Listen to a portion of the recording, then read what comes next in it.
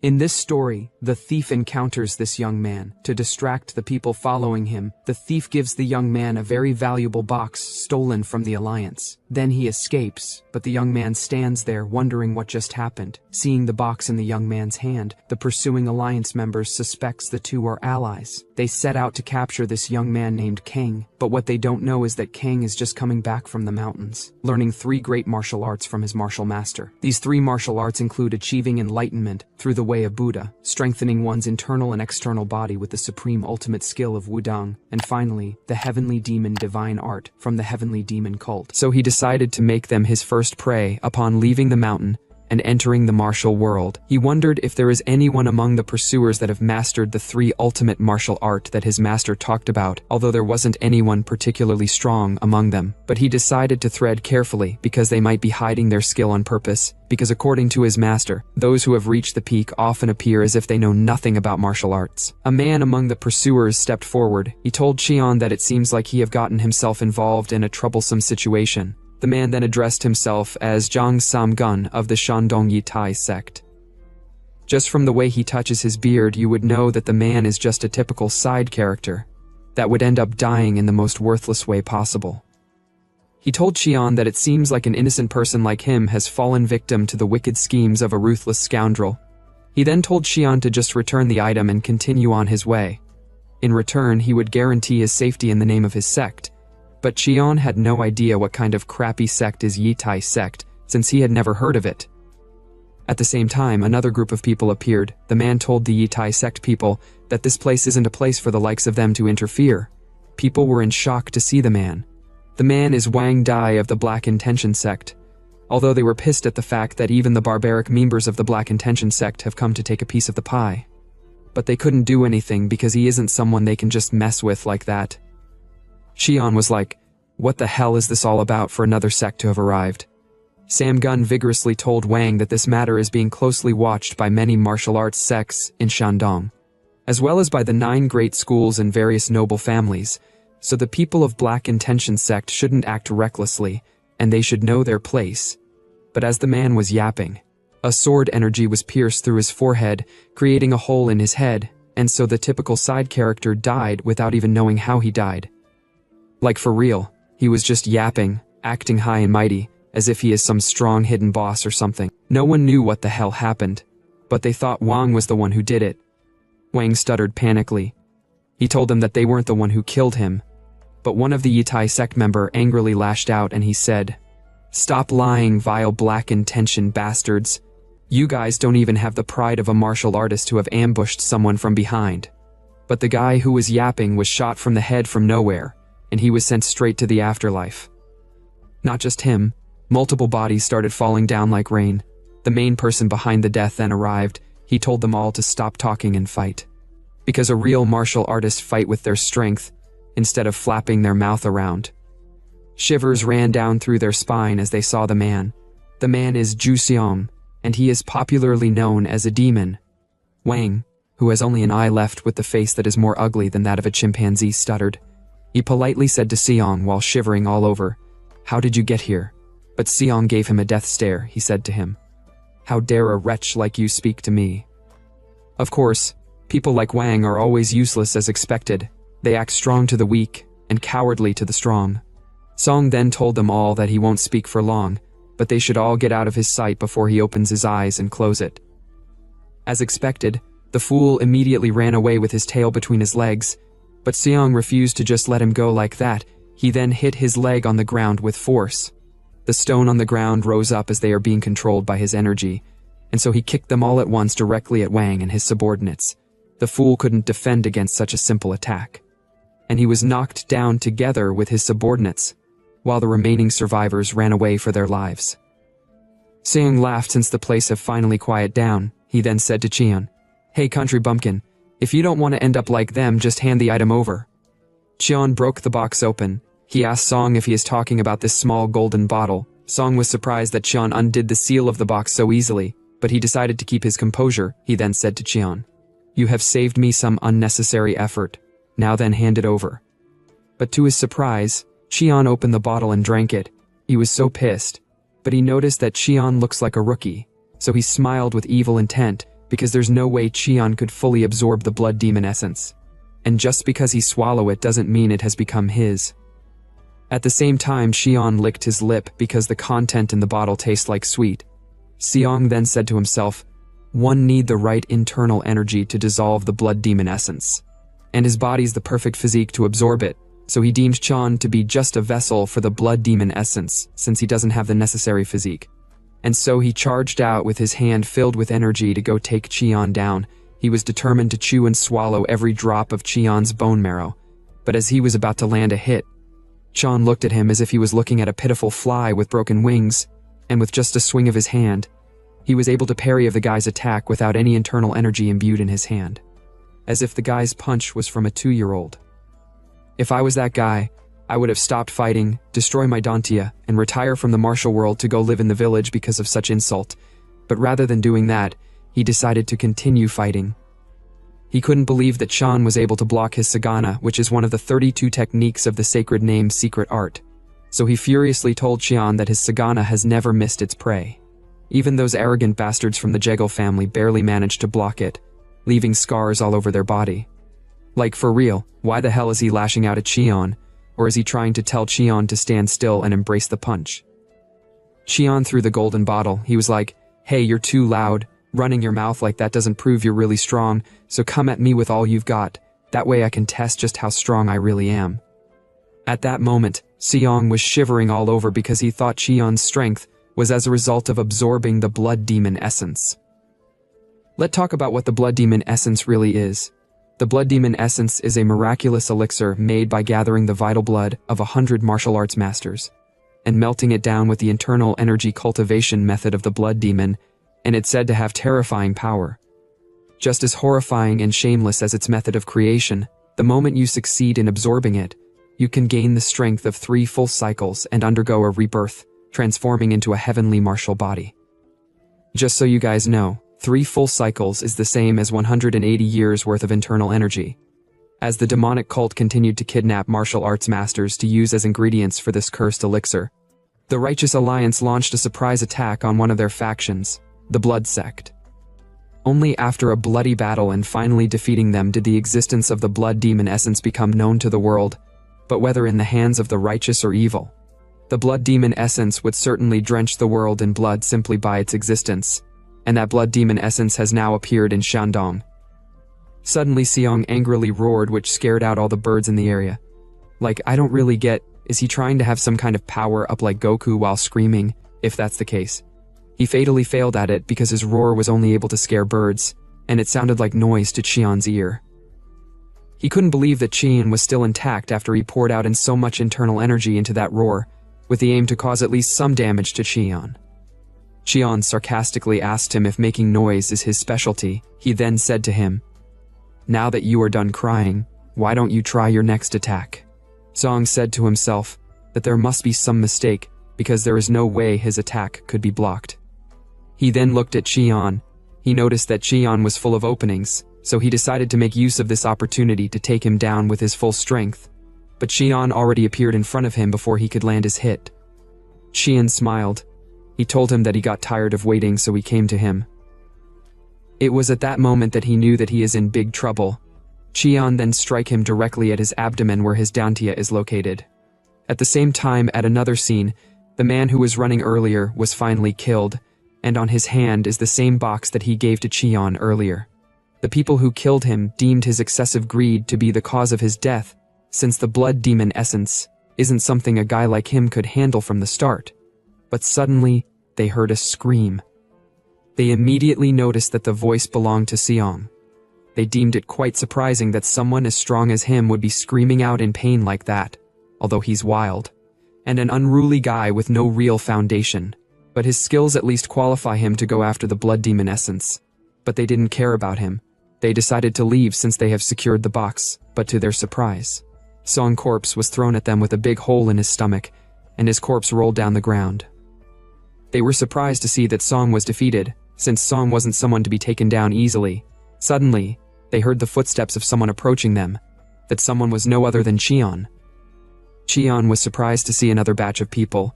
One of the side characters then rudely asked Qian to identify himself, but Qian spoke back, Who are you to speak to me rudely right off the bat? The guy was like, presumptuous. He then said to Cheon, how dare you show no respect when the future head of the Jagal family is here. The so-called future head of Jagal family told the guy to stop talking. He then asked Cheon if he is the one that put Ju Seong in such state. Cheon was like, is that guy's name Ju Seong? I don't really know, not like I care, but yes, I dealt with him. I didn't think he would die that easily though. The guy who was yapping earlier couldn't believe Cheon, so he told Cheon to stop talking nonsense since Seong is one of the top 100 martial artists in the current martial world. So, there is no way he would expect him to believe he was taken down by a kid. Cheon was dumbfounded at the fact that the guy is such a high-level martial artist. He then told the yapping guy that there is nothing he can do if he doesn't believe him, but he would entertain him if he still want to fight. And he would definitely make him end up like Seong. The guy couldn't believe his ears. He got really pissed. So he decided to teach Cheon some manners. He then told his underlings to go take down Cheon. They obeyed, and they immediately surrounded Cheon. But to their biggest surprise, Cheon wasn't your average Joe, since he was swiftly dodging all their attacks. The so-called future head of the Jagal family had no idea what the hell was going on, although Cheon's stance was full of openings, but he is dodging all the attacks. So he thought maybe it's as a result of him taking the blood demon essence. The yapping guy called the guys who were fighting pathetic fools. He then charged out to go fight himself, although future Jigal leader tried stopping him but he didn't listen. The guy told everyone to stand back and he would handle Cheon himself. Cheon immediately clenched his fist to counterattack as soon as he dodges the guy's attack. His plan was a success, but as he was about to strike the guy's abdomen, his attack was blocked by the so-called future head of Jagal family. Cheon was like, you are lucky the punch was stopped, or else you would have been sent to meet Dharma. The man immediately placed his hands behind his back after taking that hit. He laughed, and he told Cheon to calm down since it seems like his people has been a bit rude. He then told Cheon that there is no benefit of turning such small matter into a big fight. So he suggested that they should end their scuffle right here. The man let out a smile just like someone who just found a honey mine. He told Cheon that he is Jagal Shik of the Jagal family, so he kind of politely asked Cheon for his name. Cheon replied, I am Kang Cheon. As a means of reference, we would be calling the man Shik. Shik then asked Cheon which sect is he from. Cheon replied, I don't have one. He said to himself that there is no way he can have a sect since he just escaped from a crazy master a while ago. Shik was shocked when Cheon told him that he doesn't belong to a sect, but he didn't question further. He then told Cheon that they'll withdraw for now, and if fate permits they should meet again. So he told his underlings that they should leave. This came as a surprise to them all. The yapping guy told him that they haven't taken the box to retrieve the blood demon essence. But Shik told him that it was all a trick. The blood demon essence in his possession was fake. He then showed the yapping guy his hand. His hand was a bit damaged after blocking Cheon's blow. Also, the fact that Cheon was able to dodge dozens of their attacks with nothing but flawed movements proves that his strength is no ordinary. And such strength at such a young age can only be gotten when one takes the blood demon essence. He was sure of it since Cheon is one who killed Jusong, and he is also the one made his palm looks terrible. His strength at such a young age would only be because of the blood demon essence. The yapping guy then asked him what they should do now. Shik replied, there's nothing we can do here. We'll have to rely on the power of the alliance. Shik was like, damn, as if the appearance of the blood demon essence wasn't enough. Now there's someone who has absorbed it. He was worried because those vicious scheming demons who have been lying in wait might start moving again to get their hands on the blood demon essence. And so they all left the mountain. Some minutes later, Cheon approached the dead man's corpse. He picked up the box that was on the man's hand. He forcefully tried opening it, but it seems like it was sealed tightly, but it was until he put in all his strength. Almost shitting his pants, that is when the box finally got destroyed. He let out a breath of relief since he thought his hand was going to break. He then put his hand in the box to bring out what is inside it since it has caused him so much trouble. But to his surprise, the content inside the box was a red pill. The real blood essence pill. What he took earlier was just a sweet liquid placed inside the golden bottle. But Shik and the rest misunderstood his strength to be as a result of him taking the blood demon essence.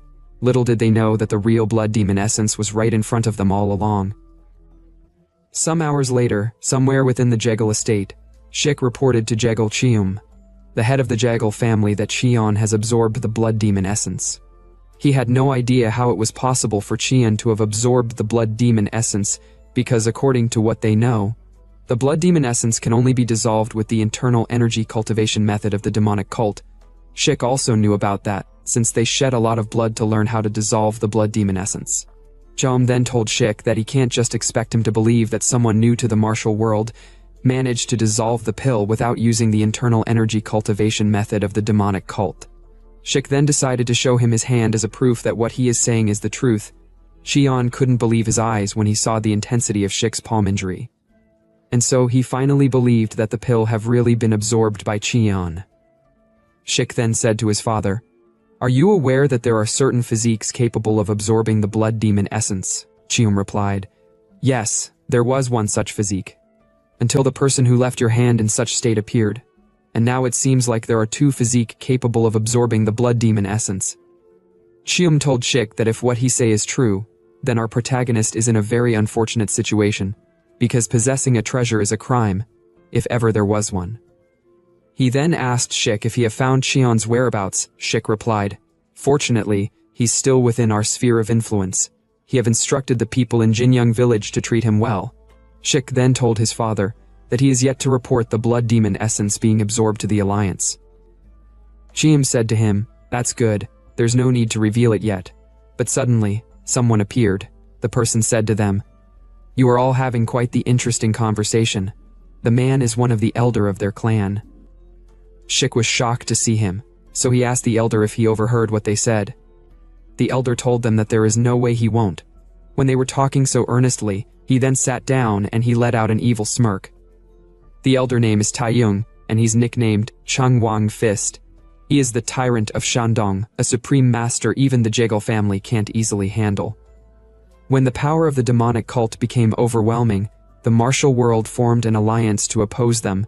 The alliance is called 9 Great Schools.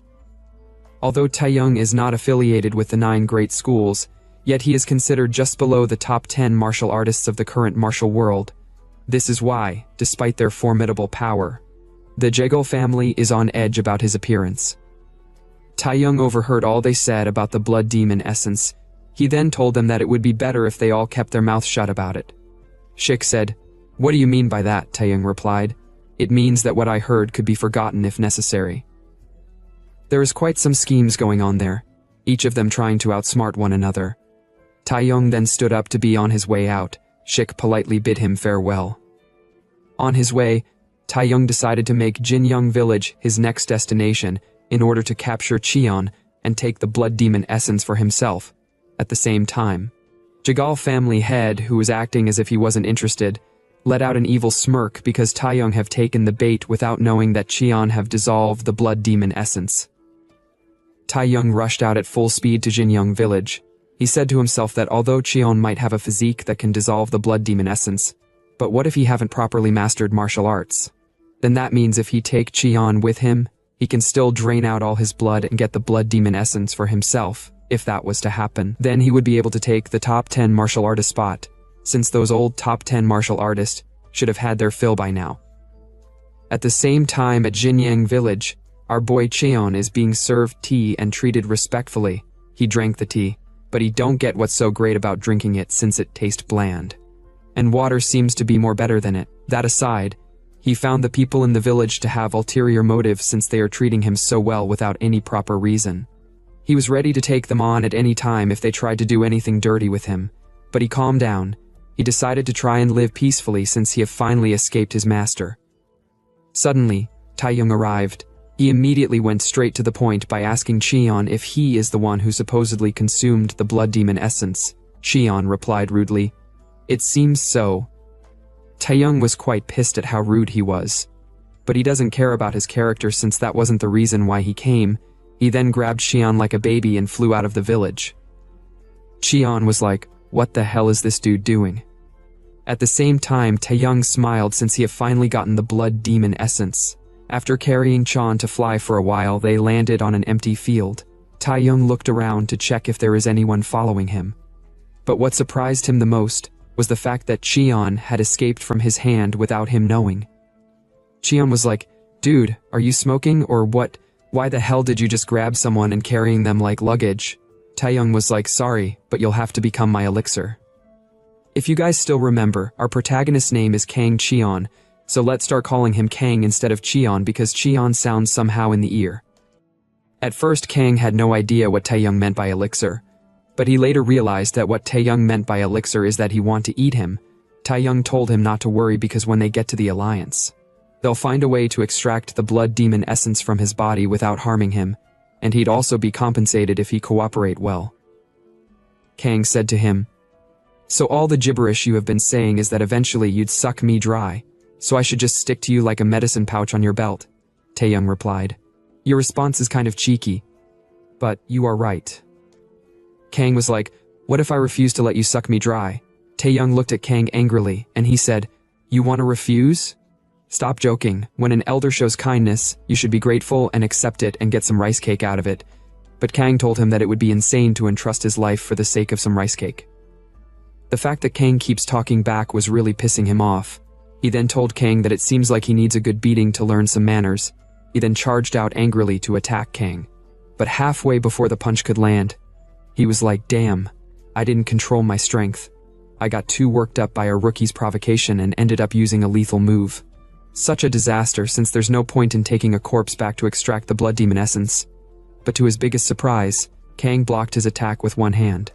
He had no idea how Kang was still alive after receiving his punch, but he thought that maybe his power is as a result of the blood demon essence. If that's the case, he said to himself that if someone who hasn't even properly learned martial arts can produce such kind of strength by drinking it, then the power would be unimaginable when fully absorbed. Taeyong was really getting excited, and he's tempted to test Kang's strength further. Let's take a pause for a moment. All this fools have been thinking that our protagonist's strength was as a result of him taking the blood demon essence. But what they did not know is that the blood demon essence pill is still with him, and he haven't taken it at all. He doesn't even know the purpose of the pill yet, since he is new to the martial world. He just took it and kept it in his pocket because people were fighting over it, so he deemed it as something that has a bit of value. Taeyong then activated his Changwang fist in order to test how strong Kang was. He then launched multiple jabs at Kang, but Kang confidently blocked all the attacks with ease. Taeyong continued testing out the limits of Kang's strength. He was impressed to see that even though Kang's movements are clearly those of a beginner, but he's managing to discern the strengths and weaknesses of his technique. But what surprised him now is that Kang's power is already surpassing his, and bang, Kang landed a punch on Taeyong's face. Taeyong immediately stepped back. He couldn't believe that Kang actually hit him. Kang was like, whoa. He was surprised that he landed a hit since he was just swinging randomly.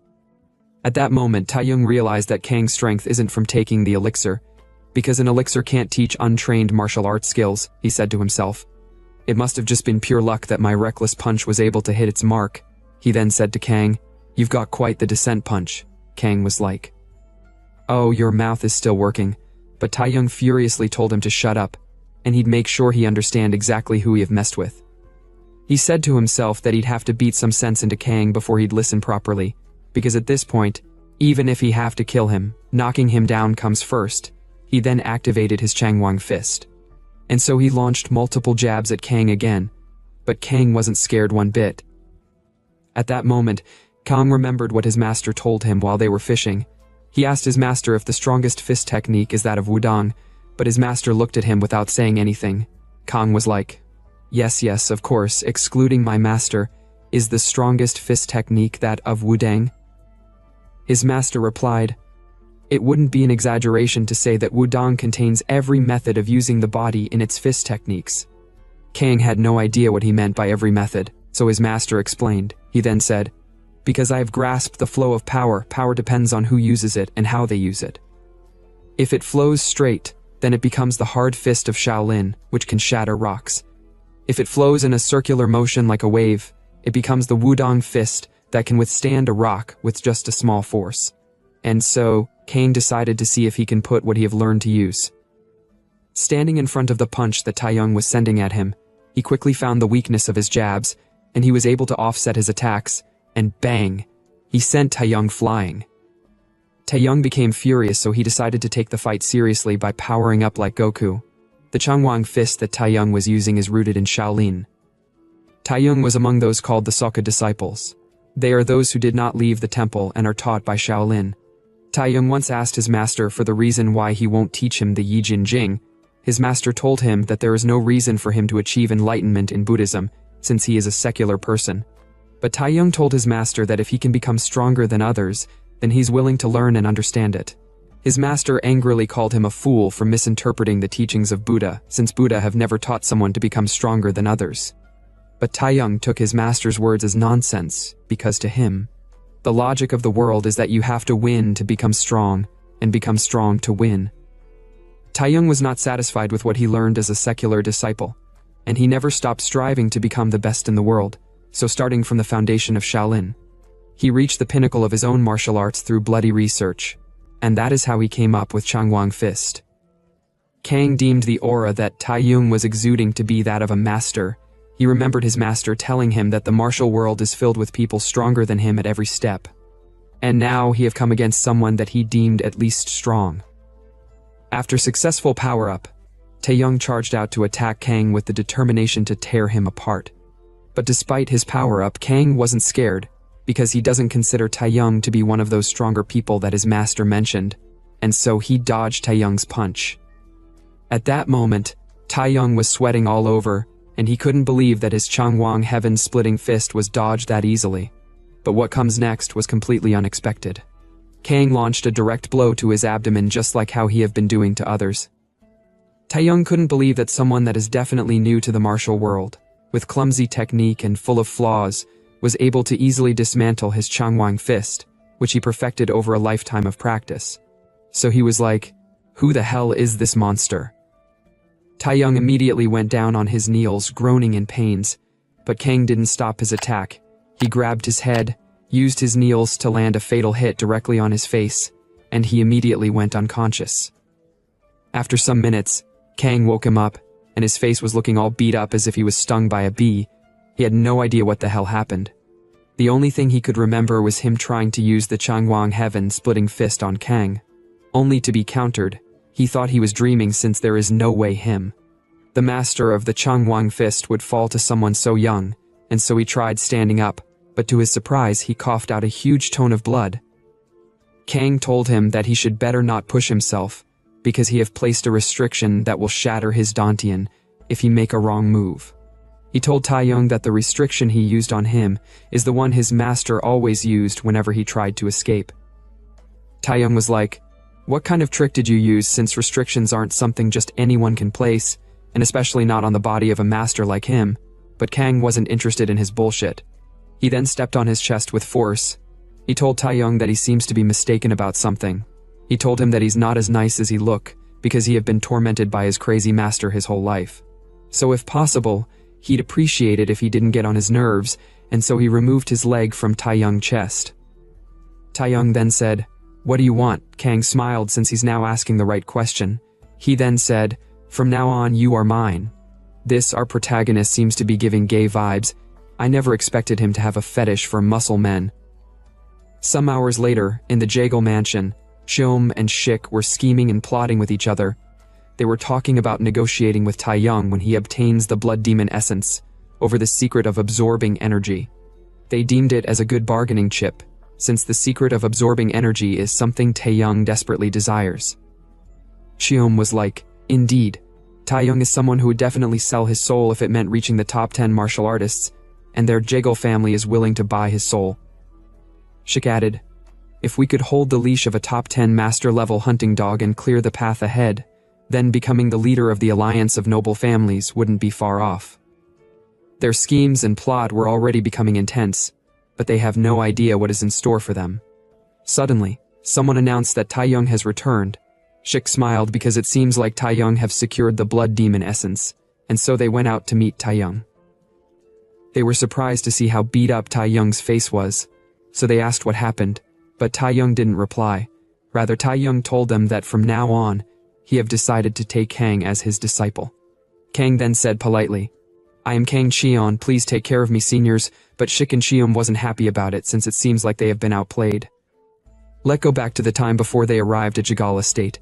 Kang told Taiyang that he should become his subordinate, since it's the natural cause of someone that has been defeated.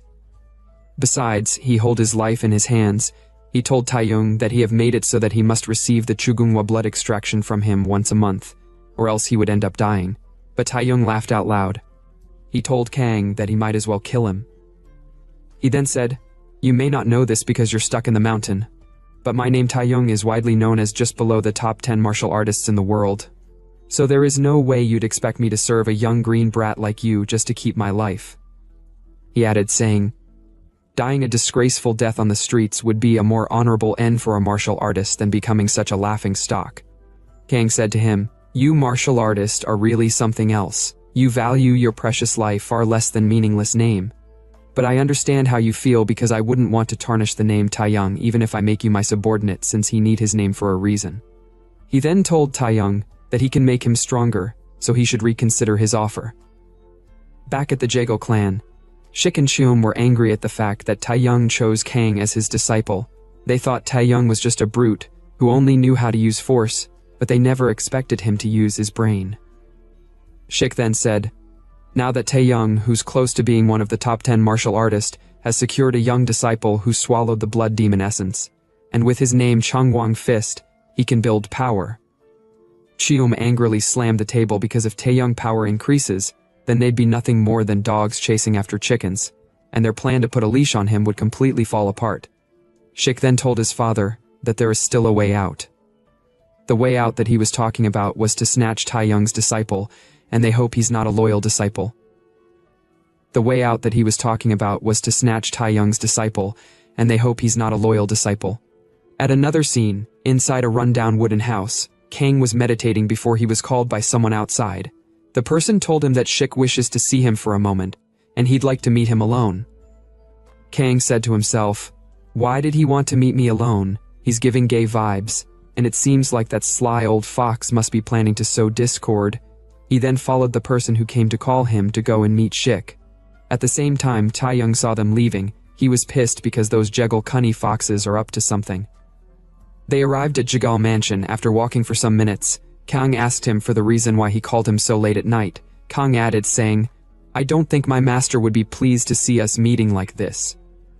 Shik said to himself that Kang is sure loyal for someone who hasn't even been a disciple for a day. He told Kang that he would get straight to the point since he don't have much time. He then said to Kang, "Rather than training under Taeyong, why not join our Jegal family?" Kang was like, "What? But I have already chosen Taeyong as my master." Shik said to him, "You know as well as I do, that even though Taeyong is a master, he has no foundation or power. In other words, even if you become his disciple, no one in the martial world would recognize you." Kang replied back, "My master is nearly one of the top 10 martial artists, so with his level of skill he's already strong enough to support me." But Shik told Kang that he is too naive if he thinks skill is everything. Whether someone is top 10 martial artist or close to it doesn't really matter because nothing lasts forever, but the only thing that can last for hundreds of years is a sect. A sect with a long tradition and reputation would eventually produce top 10 martial artists, and that's the strength of a prestigious family, just like the Jegal family. He boastfully told Kang that the Jegal family, which wields undeniable influence over the entire martial world, would be his strong backing, and he's sure that he haven't fully absorbed the blood demon essence yet. Kang was surprised by his words. He then said, "Does that mean the Jegal family has a way to absorb the blood demon essence?" Shik replied yes. He told Kang that the blood demon essence was created by the demonic cult during the Great War of Justice. The martial alliance which subdued the demonic cult also researched the method to manufacture the blood demon essence, and the secret technique to dissolve it, and now the Jegal family has secured that technique. But while he was talking, Taeyong arrived. He said to Shik, "That's an interesting story. Is it true that the Jegal family has a technique to absorb the blood demon essence?" Shik stuttered, "That can't be true," but Kang replied, "Yes, master, he clearly said that. I heard it clearly with my own ears." Shik was pissed. He realized that the two bastards have set a trap for him. He couldn't do anything about it, so he told Taeyong to calm down and listen to his explanation. But Taeyong lashed out at him, saying, "Shut up, you bastard. I have the authority granted by the Alliance to investigate, so I am arresting you immediately on suspicion of colluding with the demonic cult." Shik tried to talk his way out, but Taeyong didn't give him the chance to. Taeyong then said to Shik, "How did the demonic cult's secret manual end up in your hands if you weren't colluding with them?" At that moment, Shik realized that he had fucked up since he was caught red-handed. Kang then said, "Master, if I may ask, what is the punishment for someone who colludes with the demonic cult?" Taeyong replied, "Of course it's death." Shik was speechless since he had nothing to say. Kang asked Taeyong if he had the authority to execute on spot since he is an inspector. Taeyong replied yes. Kang then said with evil intent, "Not only did he collude with the demonic cult, he also tried to drive a wedge between me and my master with deceitful tongue. So I believe it's only fitting to execute him immediately to eliminate future threats." Shik couldn't believe his ears. He wondered how much more did they intend to push him into a corner. There was silence for a moment, so he thought they were expecting him to kneel and beg like a dog. But Kang stepped forward. He told Shik that he will carry out the execution on behalf of his master. Even Taeyong couldn't believe his ears because him executing Shik is different from what he mentioned earlier, but he couldn't do anything because he is working for Kang. Shik immediately lashed out saying, "How dare you? Do you think you can lay a hand on me? I am Jigal Shik, the eldest son of the Jigal family and the future head." But before he could alter any more word, Kang punched him directly on his face. Even Taeyong never expected him to go that far. Kang was disappointed because he died without even being able to defend against such level of attack, so he deemed him not fit to be the heir of the Jigal family. Taeyong worriedly told him that he shouldn't have killed him since they would have gotten what they wanted if he was alive. But Kang told him that they need to eliminate any future threats, because if they were to let him live, who knows when the cunning bastard would stab us in the back, Taeyong added. "Even so, you've killed the eldest son of the Jigal family, so how are you going to clean up this mess?" Kang was disappointed in Taeyong. He then asked Taeyong if he's afraid of the Jigal family, but Taeyong was like, "What? How could you even say that?" Kang told him that the Jigal family is a prestigious name, just as Shik said, but that very name, which is supposed to be their strength, can also become their weakness. Kang then asked Taeyong if he understood where he is getting at. Taeyong replied, "Yes. They can frame not just Jigal Shik but the entire Jigal family for colluding with the demonic cult." Kang said, "Exactly. We'll accuse them of not only collaborating with the demonic cult, but also secretly monopolizing the secret to absorbing the blood demon essence." He added saying, "What do you think would happen if we report this to the Alliance? Even a rumor of their involvement would ruin the Jigal family's reputation for the head of a prestigious family. That's probably the most terrifying scenario." Taeyong told him that, although he might be right, but Jigal Cheom has lost his eldest son, so as a father who's lost his family's future, his instinct will be to seek revenge first. Kang then said to him, that so-called future head only holds value if the Jigal family's name is preserved, so he asked Taeyong if he want to bet whether Jigal Cheom will prioritize revenge for his eldest son, or the honor of his family, but Taeyong couldn't reply. Kang then told him to better handle the situation well, unless he want to fight the entire Jigal family since the old man will be here soon, probably in blind rage. Taeyong was pissed since Kang was the one who made the mess, and now he want him to clean it, but he couldn't complain because his life is on Kang's hand. Some unknown time later, Jigal Cheom arrived on site together with his family martial artist. He was really angry and furious when he saw his dead son's cold corpse with a distorted face. He then asked Taeyong the inspector, "Why is his son dead?" Taeyong replied, "He was executed." Cheom looked at him while trembling all over. He told Taeyong that even if he is an inspector, he should at least assess the crime first, rather than carrying out an unjustified execution. Taeyong told him that his son confessed to colluding with the demonic cult. Cheom was shocked upon hearing what he said, but he kept his composure intact. He shouted at Taeyong to shut up. He told Taeyong that not only did he kill his son, but now he's trying to pin baseless accusations on him, and so he told Taeyong and Kang that none of them would be leaving the place alive tonight. The guards immediately unsheathed their swords. He then ordered them to kill the two of them, but before they could get any closer, Taeyong stepped forward with his feet imbued with energy. And with just a stomp on the ground, he was able to take down all the guards without killing them.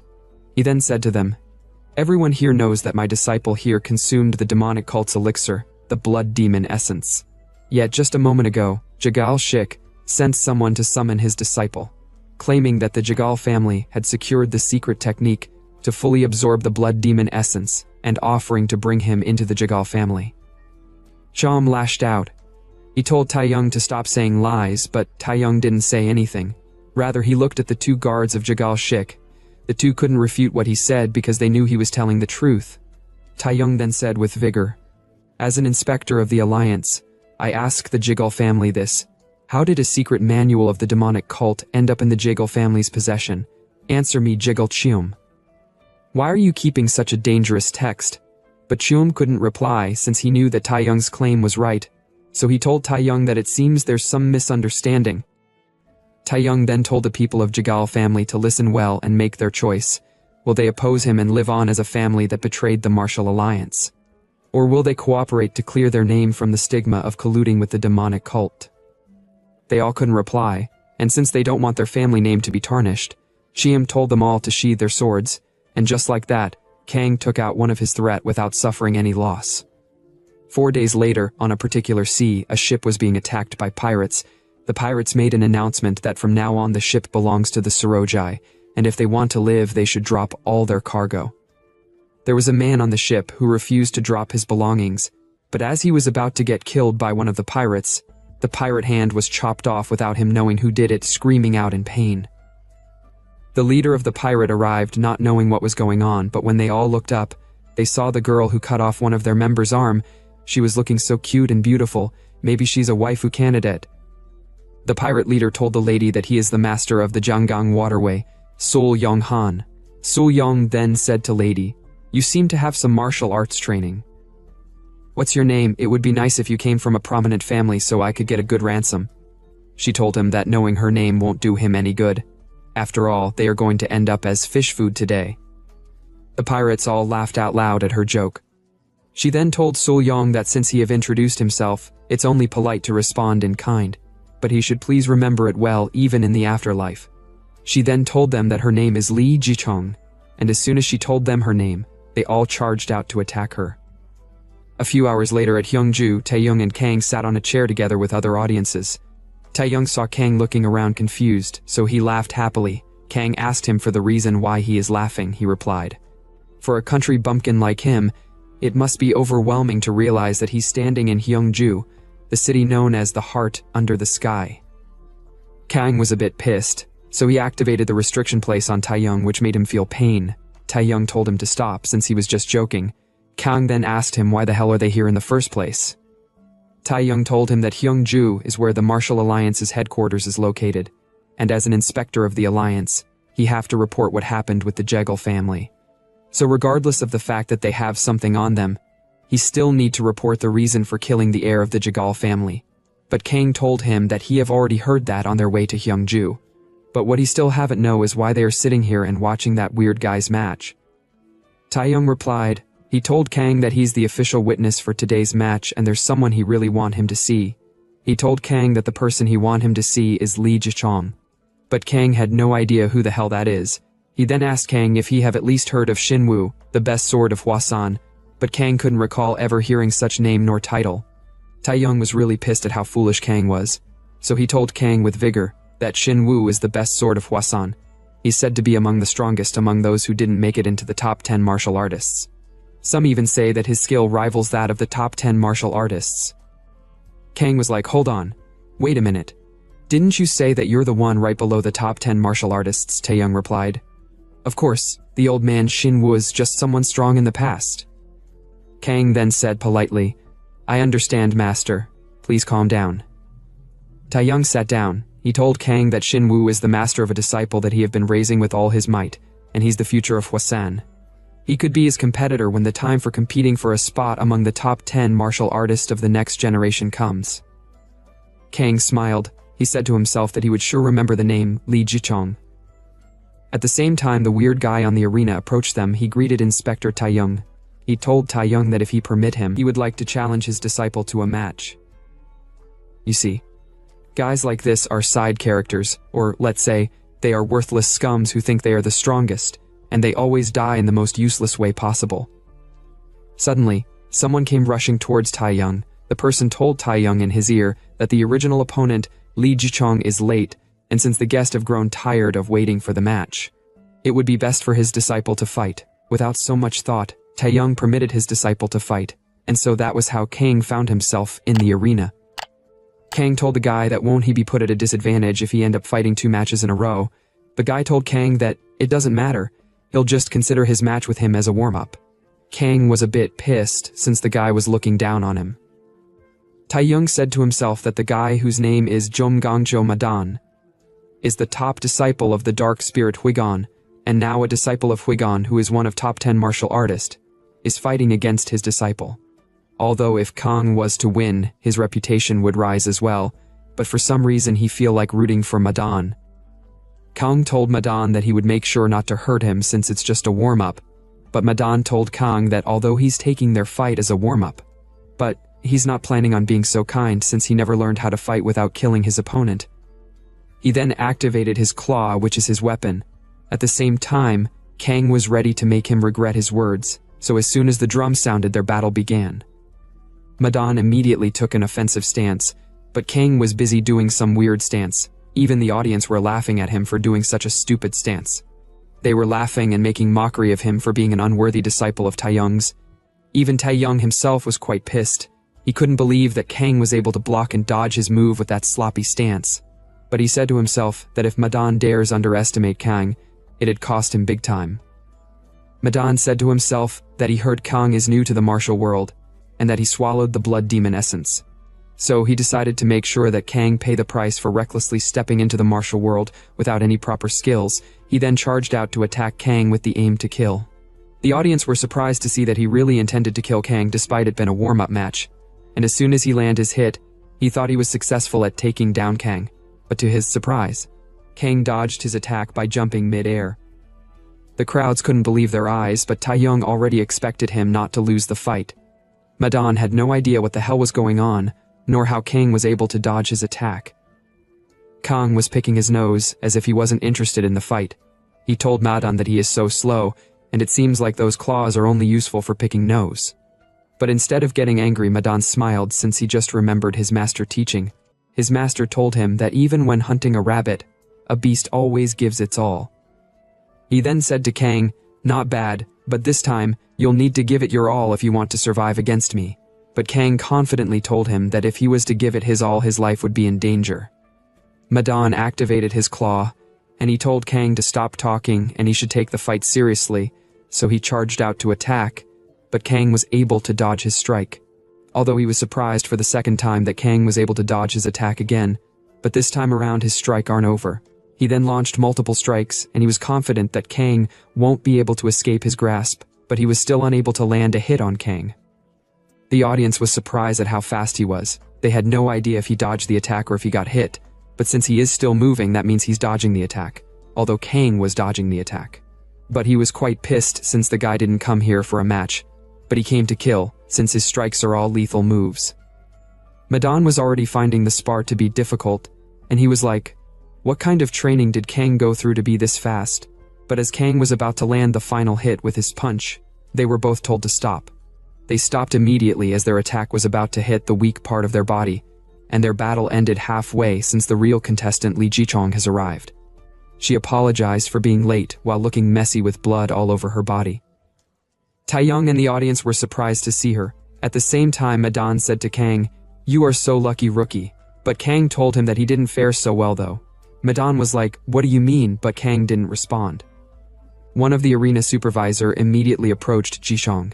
He worriedly asked her if she's alright because of the blood all over her body, but she told him that it wasn't her blood. And it was those of the bandits that she ran into on her way while coming. And their leader is a man named Sul Yong-han. Everyone was in shock when they heard the name Sul Yong-han. They couldn't believe that she killed the master of the Jianggang waterway. Even Taeyong was surprised because Sul Yong may have been a ruthless bandit, but his skills were said to be impressive enough to catch the attention of masters. But Kang told Taeyong he isn't interested in knowing the guy, so he should keep his explanation to himself. Taeyong lashed out while telling Kang that he lacks the proper attitude to learn. Madan and Jichong battle began. Madan was like, "Wasan has really fallen. How desperate must they be to stake the future of their sect on a mere girl, although she might attract attention with her pretty face. But he's going to make sure that such a beauty fall today at his hands." There was no movement for some seconds, so Jichong decided to attack first, and so she started doing all those awkward dance in order to prepare for a battle technique. But there would always be some people that would be amazed by those stance. Not me, though. Taeyong was amazed to see that she's starting the 24 movements plum blossom sword technique, so he started explaining to Kang that at its peak, it blooms like plum blossoms. But Kang was like, "Can you stop explaining, master? I already know that much." Jishong continued doing her unimpressive movements, but there were some goats that were impressed by it. Madan immediately attacked, since he couldn't wait for her to finish preparing her attack. He launched multiple strikes at a very fast speed, but Jishong was still able to parry them off, although she was having quite the difficult time blocking all the attacks. The crowds were surprised to see that Jishong is being pushed back. At the same time, Madan smiled. He said to himself that his master should watch closely. Whether it's Changwang Fist or Hwasan, he would defeat them all. And he would make the name of Hamon resound throughout the martial world. He then launched a lethal strike, but Jishong dodged it, and it was only able to cut her hair. Taeyong said to himself that Homon's speciality is its unpredictable and ever-changing techniques, and for a young prodigy like Jishong with lots of training but little real combat experience, the battle would be a tough one for her. He then said to Kang, "My brilliant disciple, who do you think will win?" Kang replied, "The girl will win." Taeyong was surprised by what he said, because the girl is being completely overwhelmed, but Kang told him that although she's overwhelmed, but she's still blocking all the attacks. Taeyong said to himself that what Kang said is true, but it doesn't look like she'll have any chance to counterattack. Kang then said, "It's about time," and as soon as he said that, Madan felt something strange. It was as if his body wasn't in rhythm with him. Jishong, who noticed his weak moments, immediately activated her technique by doing her weird movements, and bang, she struck Madan, but Madan was able to block it. The girl didn't stop at that. And as she was about to launch another strike, she noticed that something was wrong with Madan. So she immediately retracted her sword, and to her surprise, Madan coughed out a huge amount of blood. Taeyong couldn't believe his eyes. Kang then said, "It's happened exactly as I planned. Madan should have gauged his opponent better and act more cautiously." At first, Taeyong had no idea what he meant, but he realized that Kang was the reason why he coughed out such amount of blood because of the punch earlier that almost hit Madan's abdomen. And so the prideful guy died in the most useless way possible, without even knowing what exactly happened. The audience were in disbelief at the fact that Madan lost the spar. Even Jishong couldn't believe it herself. Some hours later, at another scene in Haomun's sect, Madan's corpse was brought back to his sect to be inspected. His master told them to take off the cover from his body to see his cause of death. They did as instructed. And when the cover was removed, the master saw that a hole was made in his abdomen.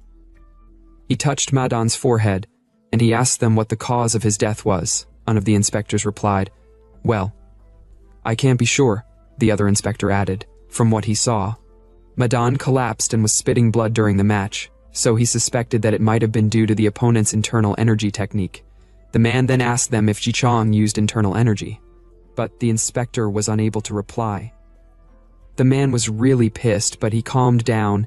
He then told the inspectors to ensure that no details are overlooked in the funeral arrangements. They replied, "Yes, master." As the man was heading out, he said to himself that Madan wasn't someone weak.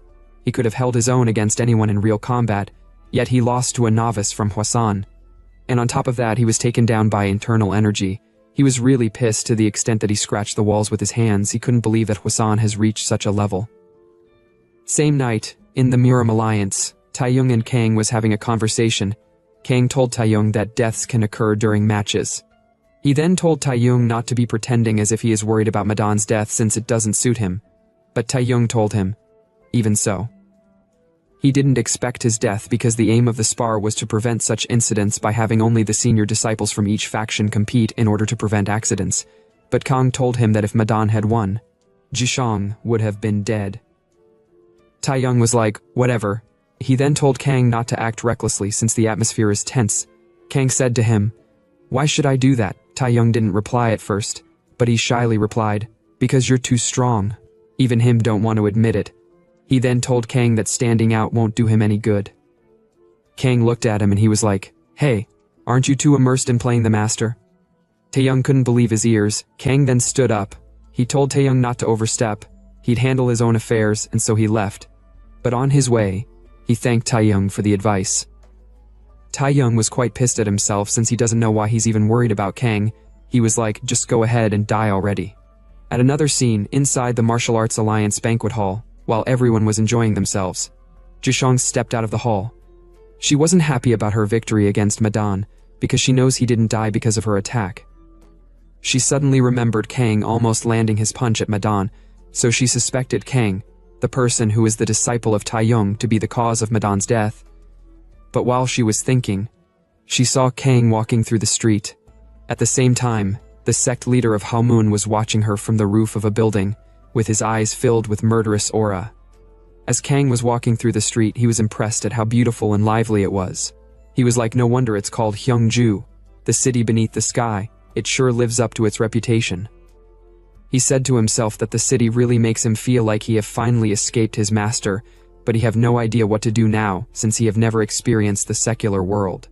He doesn't even know how to enjoy himself properly since there is nothing he knows of, so he decided to just watch people because he thinks it should be the most entertaining thing to do. At the same time, Jichong was following him. She said to herself that the guy seems to be the disciple of Changguang Fist Taeyong, and since she's unable to use Lightfoot Qinggong because of the crowd, she decided to follow the alley, but she suddenly felt a very dark energy, and the next thing that happened was finding herself in a pitch-dark space. She panically looked around since she had no idea what was going on. A voice from within the dark said to her, "To be caught by such a simple trap shows that you are really just a rookie." Jishong immediately asked for the person's identity, but the person told her that she is in no position to ask questions. Rather, she would be the one doing the answering. The person then asked her what technique did she use to kill Madan, but she had no idea what he was talking about. Due to the fact that he asked her about the death of Madan, she got a hint of who the person might be. So she said to the person, "Are you the elder Amyongsu Huigon?" But the person told her to just answer the question. As a means of reference, we would be calling the man Huigon. Huigon then asked her again, "When you killed Madan, did you use internal chi manipulation?" She replied, "No, I didn't." Huigon suddenly got pissed since he thought she was lying, so he attacked her with his energy. At that moment she was unable to move. Huigon then appeared before her. She said to him as soon as he revealed his identity, "What is a top 10 martial artist like you doing by attacking a weak girl?" But he didn't respond. Rather, he grabbed her neck tightly. He told her that she possesses extraordinary beauty, and he believed that Madan was bewitched by her face. Jichong said to him, "It is not like my beauty is a crime since Halmoon also specializes in using beauty to deceive someone." He called her a cheeky brat, because she wasn't begging in such situation where she should be begging for her life. Jichong told him to do his worst because at Hwasun they don't teach such things like begging. Huigon got really pissed by her stubborn attitude. He told her that if dying is your wish, then he'll grant it for her, and his disciple would be waiting for her in the afterlife. His grip became more tight, and as she was about to die due to lack of oxygen, Huigon noticed that something was wrong, and to his surprise, his dark territory was shattered. And as soon as the thing that tied her got loosened, Jishong immediately did a backflip to escape Huigon's grip, breathing heavily in the process. The person who shattered Huigon territory then said to him, "You trying such filthy tricks suit your looks better." Huigon turned around, and he was surprised to see the person that was covered all through in a black cloak. He then activated his energy on his finger, and he flicked it towards the person's location, but the person was fast enough to dodge it, and in the process the attack shattered the place he was standing on. The person jumped very high up the moon. He then landed in front of Huigon. He told Huigon that harassing a woman in the middle of the night isn't something an honorable martial artist would do. Unless he must be a worthless bastard with no honor, but Huigon angrily said to him, "Shut up, you scoundrel." He then sent an attack from his fingers towards the person. But the person swiftly dodged and parried off his attack, with the aim to counterattack, although the counterattack was quite unexpected, but Huigon was able to block the strike. The force that came from their clash was quite intense. Even Jishong was finding it hard to stand her ground. She wondered who that person was since the person is fighting on equal terms with the top 10 martial artist. The person then launched another punch, but Huigon still blocked it. Huigon then activated his territory and he immediately disappeared into it. The person knew that Huigon was trying to use his dirty tricks again, so he was prepared for anything that would happen. As expected, Huigon launched an attack from within the shadows, but the person was able to block everything, even counterattacking in the process. The person then jumped up with force, and with just a single punch, he was able to shatter Huigon's shadow territory. The person asked Huigon if the only way he can fight is by hiding in the shadows, but since Huigon didn't reply, he decided to go into the shadows himself. Huigon then said to the person, "So it was you who killed Madan." The person was like, "Ah, so that arrogant guy was your disciple. It's not like I expected much from him because I had a feeling he was no good. Like master, like disciple." Qui-Gon smirked. He told the person that he is indeed strong. It's to be expected that his disciple would die since he didn't stand a chance against him from the very beginning. He then said to the person, "It's quite bold of you to have walked into a death trap while knowing how strong you are." He told the person that he shouldn't have stepped into the shadows, because a true master never fights on an unfavorable stage. He then activated his energy around the person's body, but the person wasn't your average Joe, so he forcibly freed himself from the binding, at the same time destroying Qui-Gon's shadow territory. The person told Qui-Gon that he's tired of his petty tricks, so he should use a better skill if he claims to be a top 10 martial artist. Although Qui-Gon was pissed, but he knows he can't defeat the person with just petty trick, so he decided to make use of his ultimate technique, the 18 shadow technique. Zhishong, who noticed the technique he was using, immediately warned the person to be careful, since the technique isn't to be taken lightly. At the same time, Qui-Gon finished preparing his attack, and he launched it directly at the person. There were multiple shadow hands that were sent to Qui-Gon. Zhishong thought the situation was dangerous, so she decided to go and help, but she was surprised to see that the person was countering the 18 shadow technique. He countered it all, and he immediately went to counterattack by launching a swift strike with his hand, but Qui-Gon parried it off with his hand, and he immediately went to hide in the shadows again. But to the person's surprise, something unexpected happened. He realized that Qui-Gon isn't just hiding in the darkness. Rather, he has become one with the shadows to attack. The person deemed such a feat to be fascinating. But he wasn't scared either. He went ahead to confront the shadow, and he was successfully able to block and parry off Qui-Gon's attack. Qui-Gon never expected his ultimate attack to be blocked so easily. He then said to the person, "Who are you exactly?" The person replied, "If I were going to answer that, do you think I'd be hiding my face?" Qui-Gon didn't say anything. He then looked back. He angrily told Zhichong that she got lucky today. He then left in the shadows. The person also decided it's time for him to leave, but he was stopped by Zhichong. She thanked him for saving him, or else she would have been killed today. She was like, "I don't know how I'll ever repay this debt." The person was like, well, I wouldn't go that far." Seriously speaking, why did he have to think that deep? It is not like she's gonna offer him her body or something, or maybe she might, who knows. Zhishong then told the person that she would be sure to repay him if he tells her his name, but the person told her that he had no intentions of telling his name. He added saying, "Just in case if someone comes asking for cooperation while discussing what happened today, she might have the chance to repay her debt then." She said, "Okay, I will keep that in mind." The person then bid her farewell. He then jumped and left through the roof. But as soon as he left, Zhishong was like, "The person somehow seems familiar." Morning reached. Taeyong asked Kang where he was last night. He scolded Kang Yu for already sneaking out at night even though he's so young, but Kang was focused on his stretching without replying. He then told Taeyong that he have a request to ask. Taeyong was surprised. He asked him if he is really going to ask for a request, rather than ordering around, since a master never make a request of a servant. Kang asked him if he prefers him giving an order instead, just to remind them of their relationship. Taeyong didn't want that either, so he told Kang to go ahead with his request. Kang then asked him to teach him Changwang Fist, but Taeyong was like, "What?" He couldn't even reply back for a moment since he was surprised by his absurd request. Kang then asked him if the request is that difficult, but Taeyong told Kang that teaching him the Changwang Fist is impossible.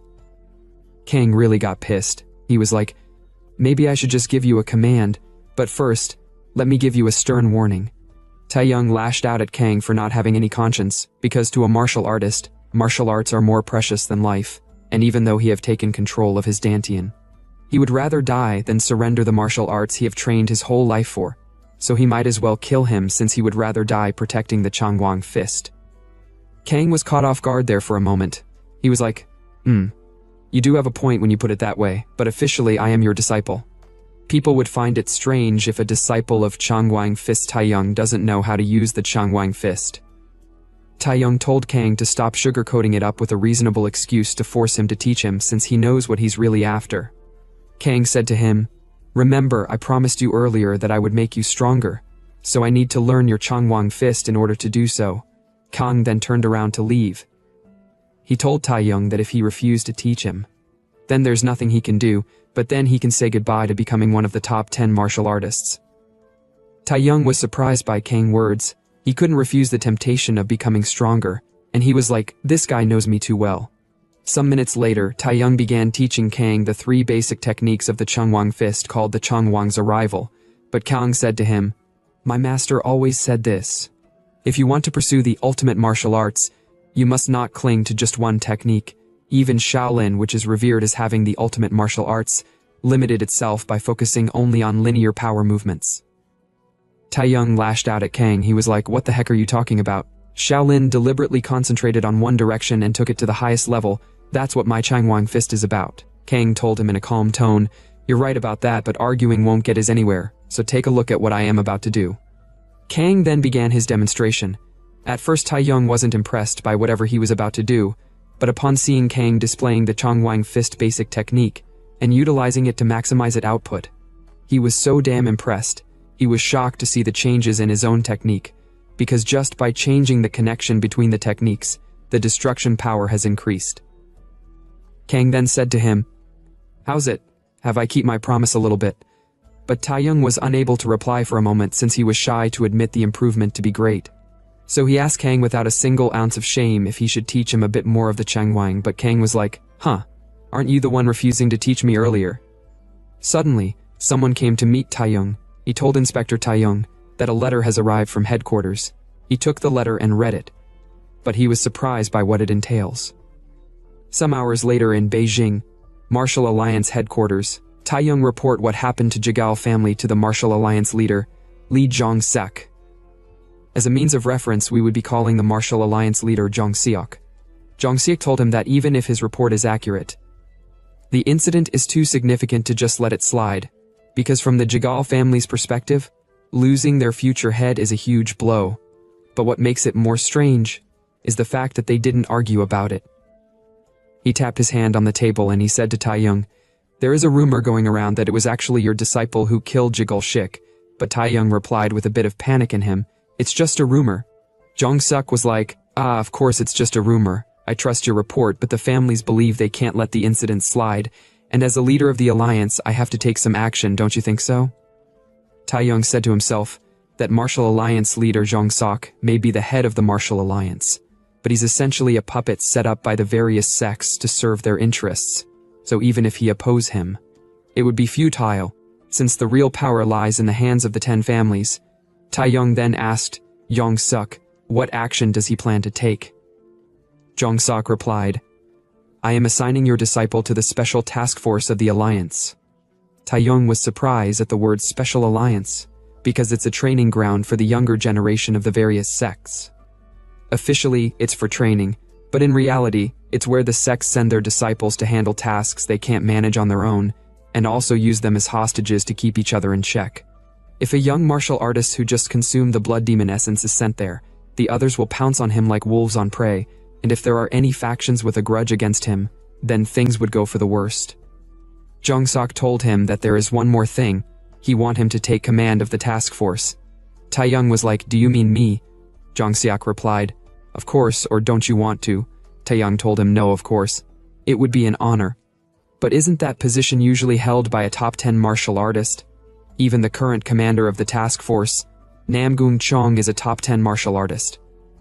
Zhongseok said to him while about to drink his tea, does it say anywhere that the task force commander must be top 10 martial artist? Even Namgung Chong should be retiring soon, besides. The generational gap is becoming too wide. Taeyong said to himself that what Zhongseok said is nothing but a convenient excuse, since he's planning to throw Chong into the mix, while knowing it will cause trouble. And he wants him to clean it, so whatever happens, the blame will fall on him. What a cunning man indeed.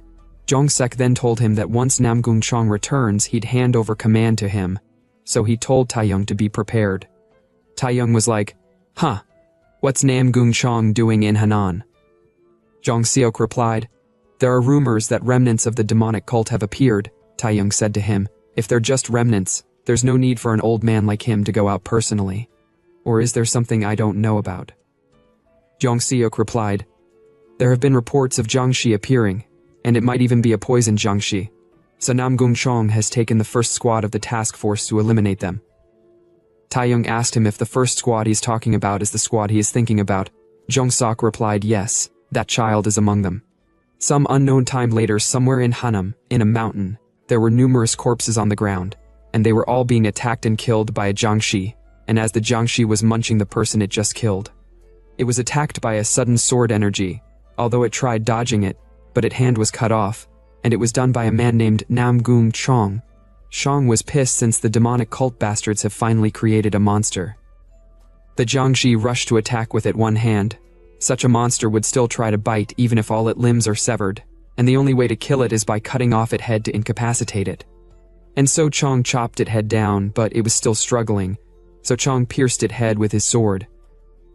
Chong was like, true to its name, it's relentless to the end. He then asked his underlings how many poison Jiangshi are left. The person told him that they have dealt with 2, so there's 1 more left. Suddenly, someone came rushing over.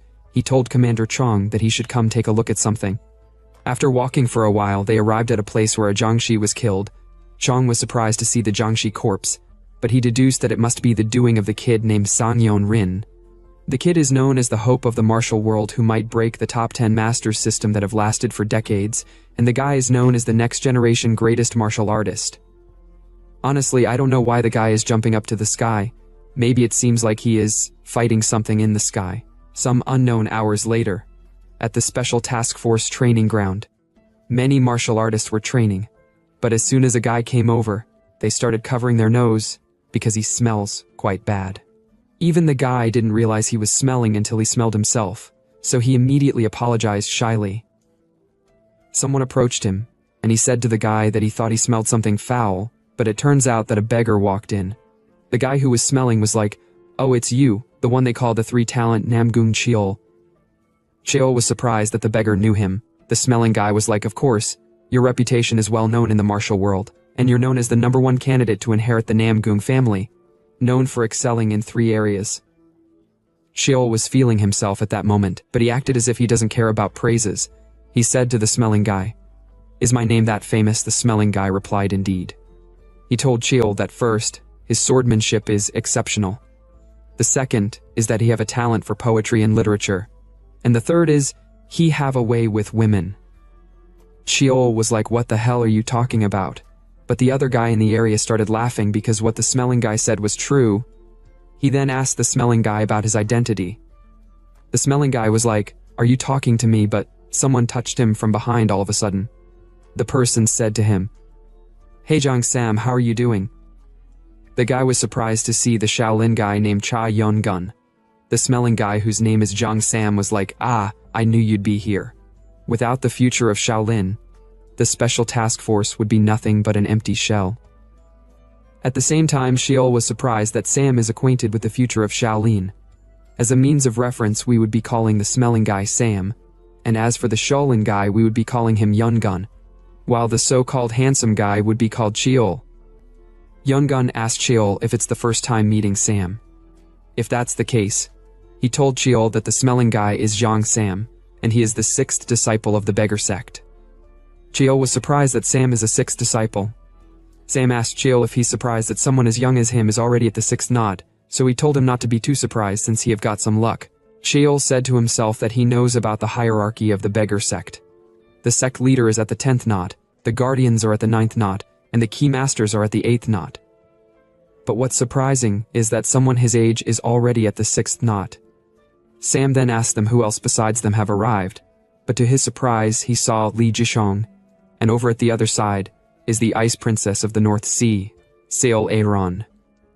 He was like, it's hard to say which of them is beautiful, but he was surprised to see that Cheol was already blushing for the pretty girls. So he placed his hand on Cheol's shoulder, and he said to him, as expected of the 3 talents, always after pretty girls. Yun-gun then asked Sam if he knows who the person that just arrived is, but Sam doesn't know about our protagonist since he haven't seen him before, but he suddenly remembered who he was.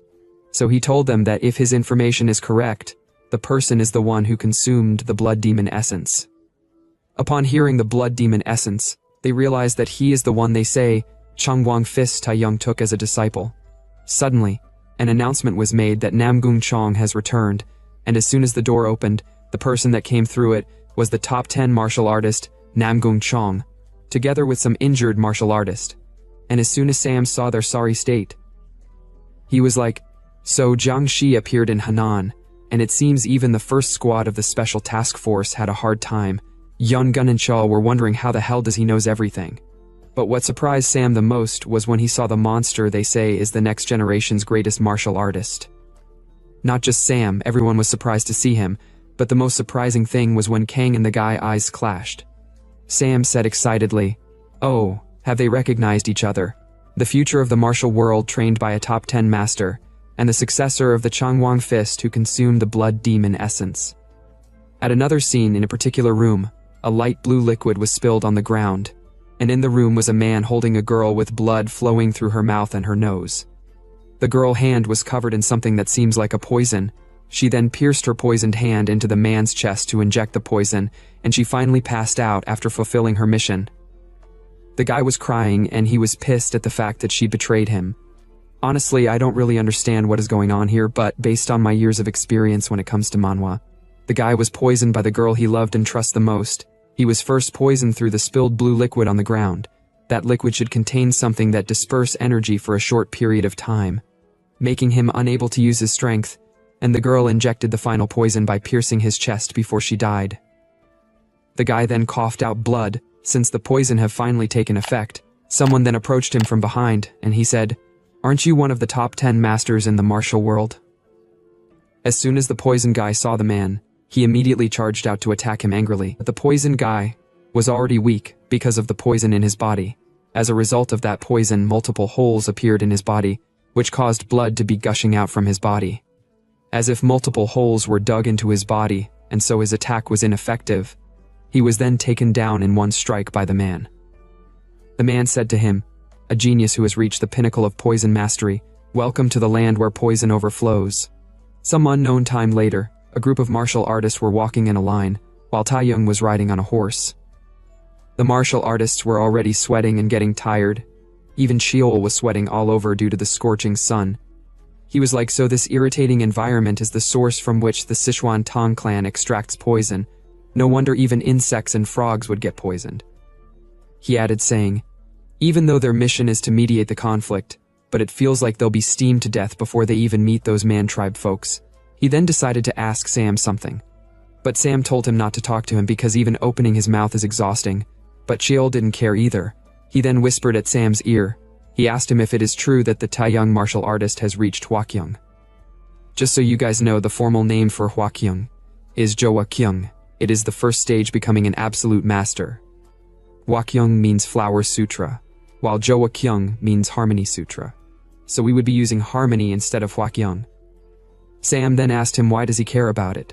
Sheol was like, I mean, isn't it odd? Taeyong is not even one of the top 10 masters, like my grandfather, popularly known as the Absolute Sword Master.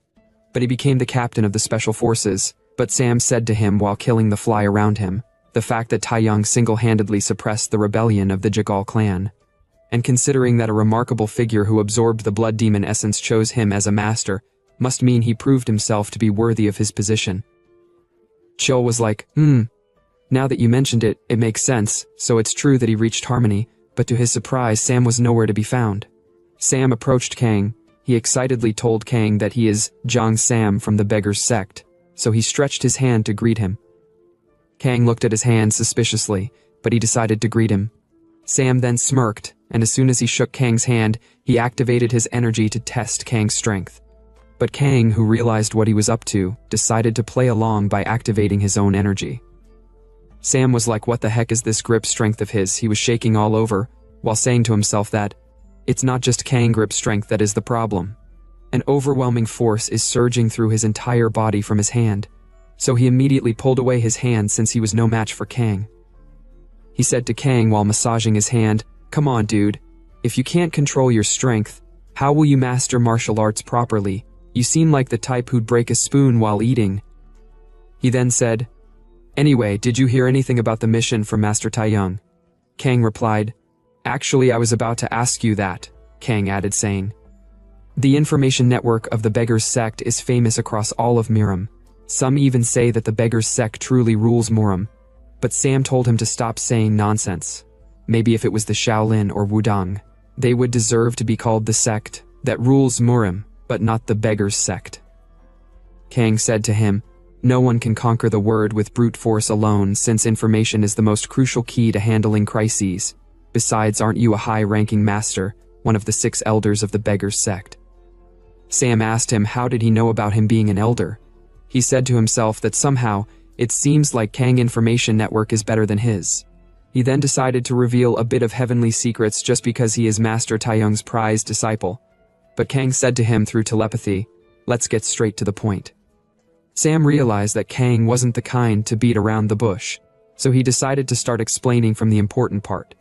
He told Kang that the genius martial artist of the Sichuan Tang clan, Tang Suk Gun, naturally participated in the Great War.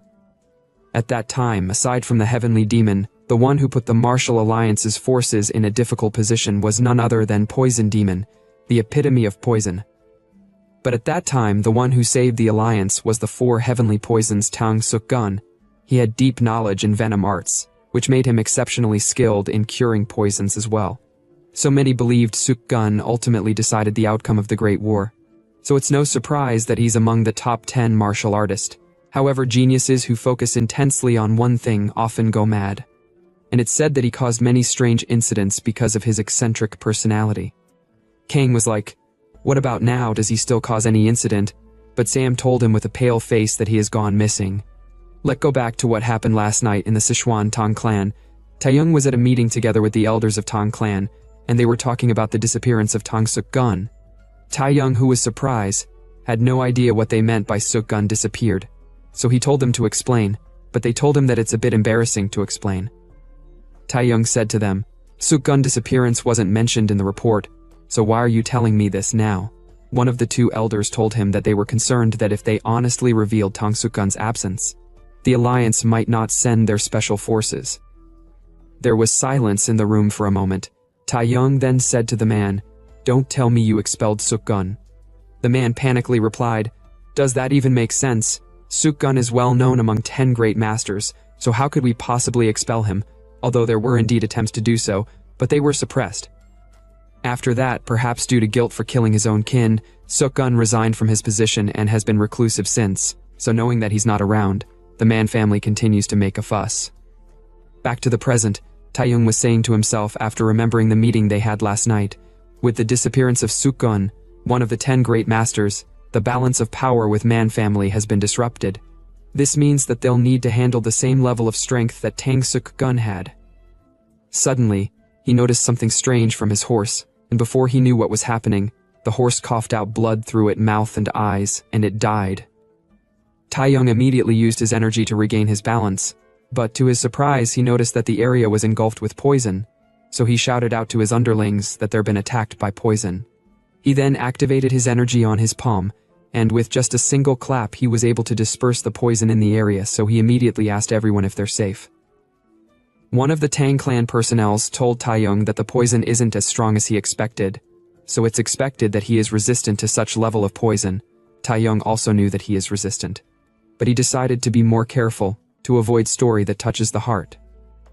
He suddenly became worried. He said to himself that although the vanguard is all occupied by the sect's elite guards, but the rear guard is only made up of the special unit's secondary forces. He then instructed the elite guards to check the rear guard immediately, but when they turned around to check the rear guard, they couldn't find anyone, so they panically told Taeyong that the rear guard is nowhere to be seen. Taeyong was really worried because what just happened now is a really big disaster. Somewhere in a forest, Kang and Sam were still having their conversation, not knowing that they had been separated from the others.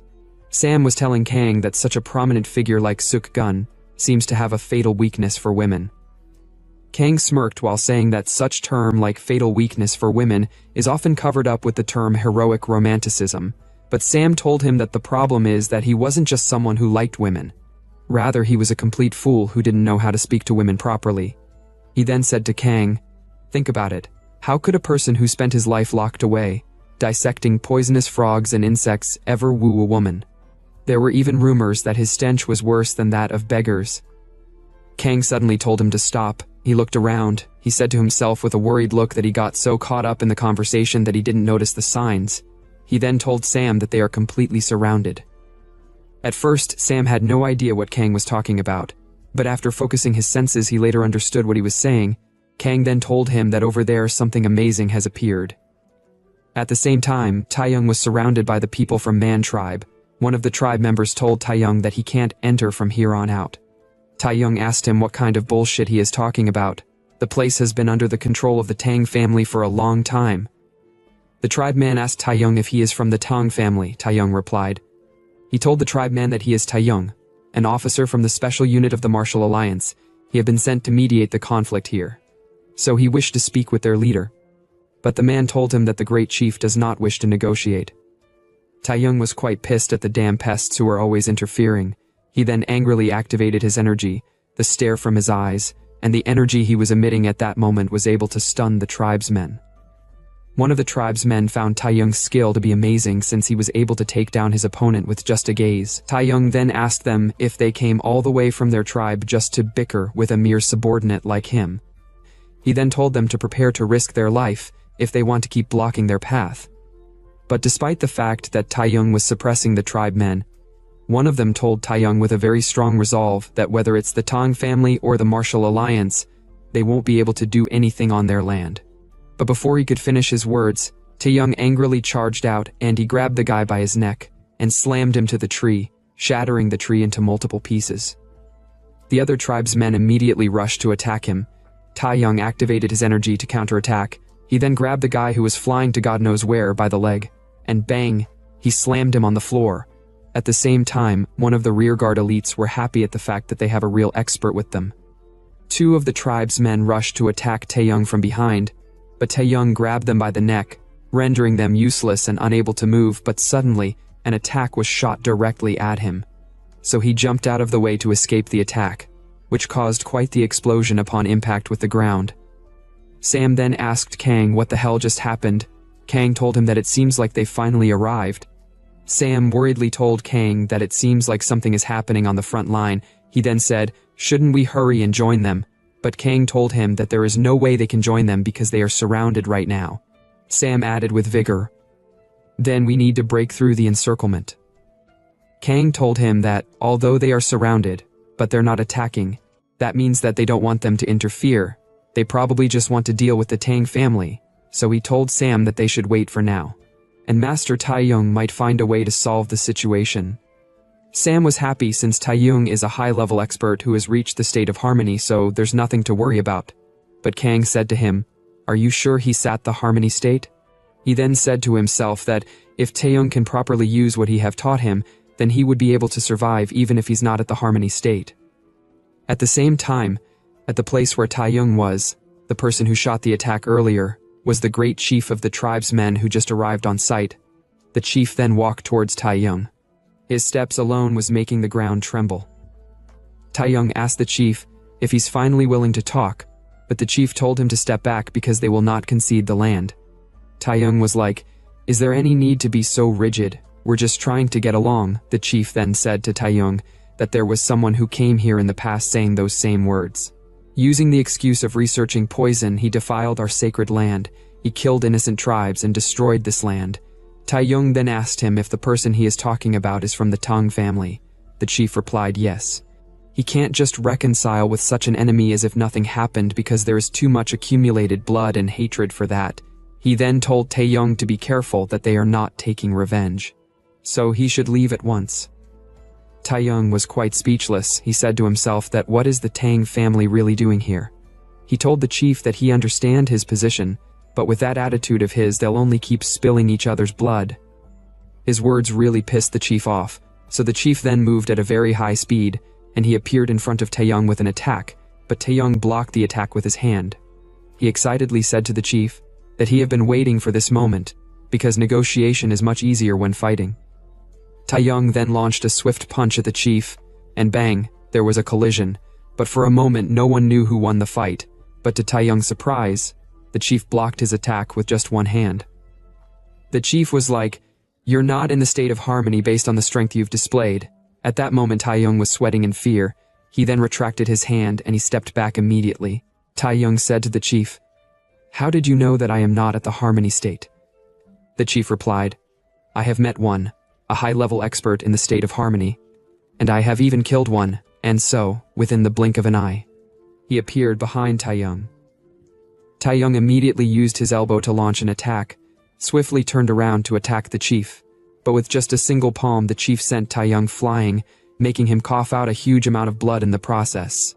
Breaking multiple trees with his back due to his falling force and bang, he finally stopped after landing on a tree. Taeyong with his big stature and muscles was rendered to waste. He was shaking all over due to the pain. He then used all his strength to stand up. He couldn't believe that the chief killed a high-level expert in the state of harmony, since there is no way that someone who is trained in such a remote place defeat a high-level expert in the state of harmony. Taeyong then went on his knees since he no longer got the strength to stand. At the same time, Jichong was playing with a frog somewhere within the forest, until she felt a sudden tremor. Even Sam felt the ground shaking, but when he turned around to talk about it to Kang, he realized that Kang wasn't there. Kang was running at an incredible speed towards where Taeyong was. He said to himself that the Men tribe might be too much for Taeyong to handle. He then increased his vision range to see what is happening. At the same time, the chief told Taeyong that he'd use him as a warning so that others won't come to their land again, and as he was about to strike Taeyong, he felt the presence of someone looking him from the forest. So he immediately turned around to see who it was. He could feel that the person was strong, so with a worried look on his face, he wondered who the person was. He never expected there would be a master hiding in the background. Without so much of a thought, he told his tribesmen that they're retreating. He then told Taeyong that he's letting him leave today, but he should remember clearly that today he didn't use the 1,000 poisons. The Tang clan members were in shock as soon as he mentioned the word 1,000 poison. Kang also heard what he said, so he wondered what the hell is 1,000 poisons. Nighttime, at another scene inside a house, Taeyong coughed out blood while being treated by Kang. Kang told him that his internal organs are completely damaged. It's fortunate that he have the proper antidotes to cure the poison of the Sichuan Tang clan. Taeyong told Kang that there's no use treating him since he would just lose again if he was to fight the chief. Kang mockingly asked him if he is angry. Taeyong replied angrily that if it weren't for the restrictions placed by you I would have won, but Kang told him that he would still have lost with or without restrictions. Taeyong knew that he would be unable to defeat the chief, because the chief said he had killed a high-level expert in the state of harmony. He then asked Kang if that expert could be perhaps Suk-gun. Kang replied, "It's highly likely if the great chief wasn't bluffing." Taeyong then said, "The chief mentioned having the 1,000 poisons of the 4 deadly poisons earlier. If he really has the poison, then he killed Tang Suk-gun to acquire the 1,000 poisons." Kang was like, "If that's true, then it's a serious problem." Taeyong was angry at the fact that the Tang clan are still hiding something, so he became furious and he was ready to deal with them immediately. But he suddenly felt a sharp pain all over his body. Kang told him that with that body of his, he won't make it 10 steps before dying. He then told him to hold on. He placed his hands on Taeyong's back to scan some areas. He told Taeyong that right now an emergency treatment is necessary. At another scene, in the Sichuan Tang clan, one of the elders of the clan couldn't believe that Tang Suk-gun is dead after hearing the news. He lashed out saying that there is no way one of the top 10 experts would lose to a mere tribal chief in the outskirts, so it doesn't make sense, so he told Taeyong that the chief is probably bluffing. Taeyong said to himself, and he was like, ugh. At times like this guy really need to shut his mouth up. He told the elder that the great chief talked about the 1,000 poisons, and he spoke as if he possessed the 1,000 poisons. The man told him in a low tune that it must be an exaggeration as well, but Taeyong furiously slammed the table. He asked them, "Where the heck is the 10,000's poison then?" But the two men were unable to reply. Taeyong told them furiously that since the great chief mentioned it, it's clear that it exists, and if he doesn't have it, then it must be with the Tang clan, so he asked them to show him the poison. The man couldn't reply at first while sweating all over. He asked Taeyong what he intended to do with the poison. Taeyong replied, "Unfortunately, that's the only way to deal with the great chief." The two men's face immediately went pale. At the same time, Kang was watching them through the roof undetected. He said to himself that if the 1,000 poisons are in the Tang clan, then what about the 1,000 poisons the great chief has? Which one is real or fake? While he was on the roof, Jishong saw him standing there. She was comparing the standing image of Kang with that of the person that rescued her from Huigon. Kang then jumped down from the roof while dancing in the moon, and he swiftly landed on the ground. but he never expected to see Jichong. He was hoping that the Tang elders wouldn't notice that he used the celestial eavesdropping technique to spy on them.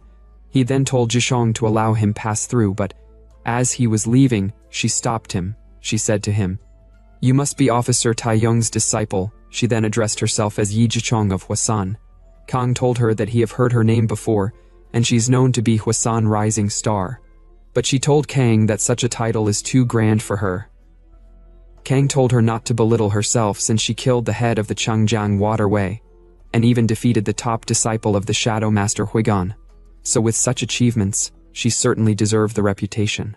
But she told him that the results of the martial competition cannot be considered a true reflection of her abilities. She then said to him, "Didn't you spar with Madan before me?" Kang immediately swallowed his saliva. He shyly told her that it was just a warm-up.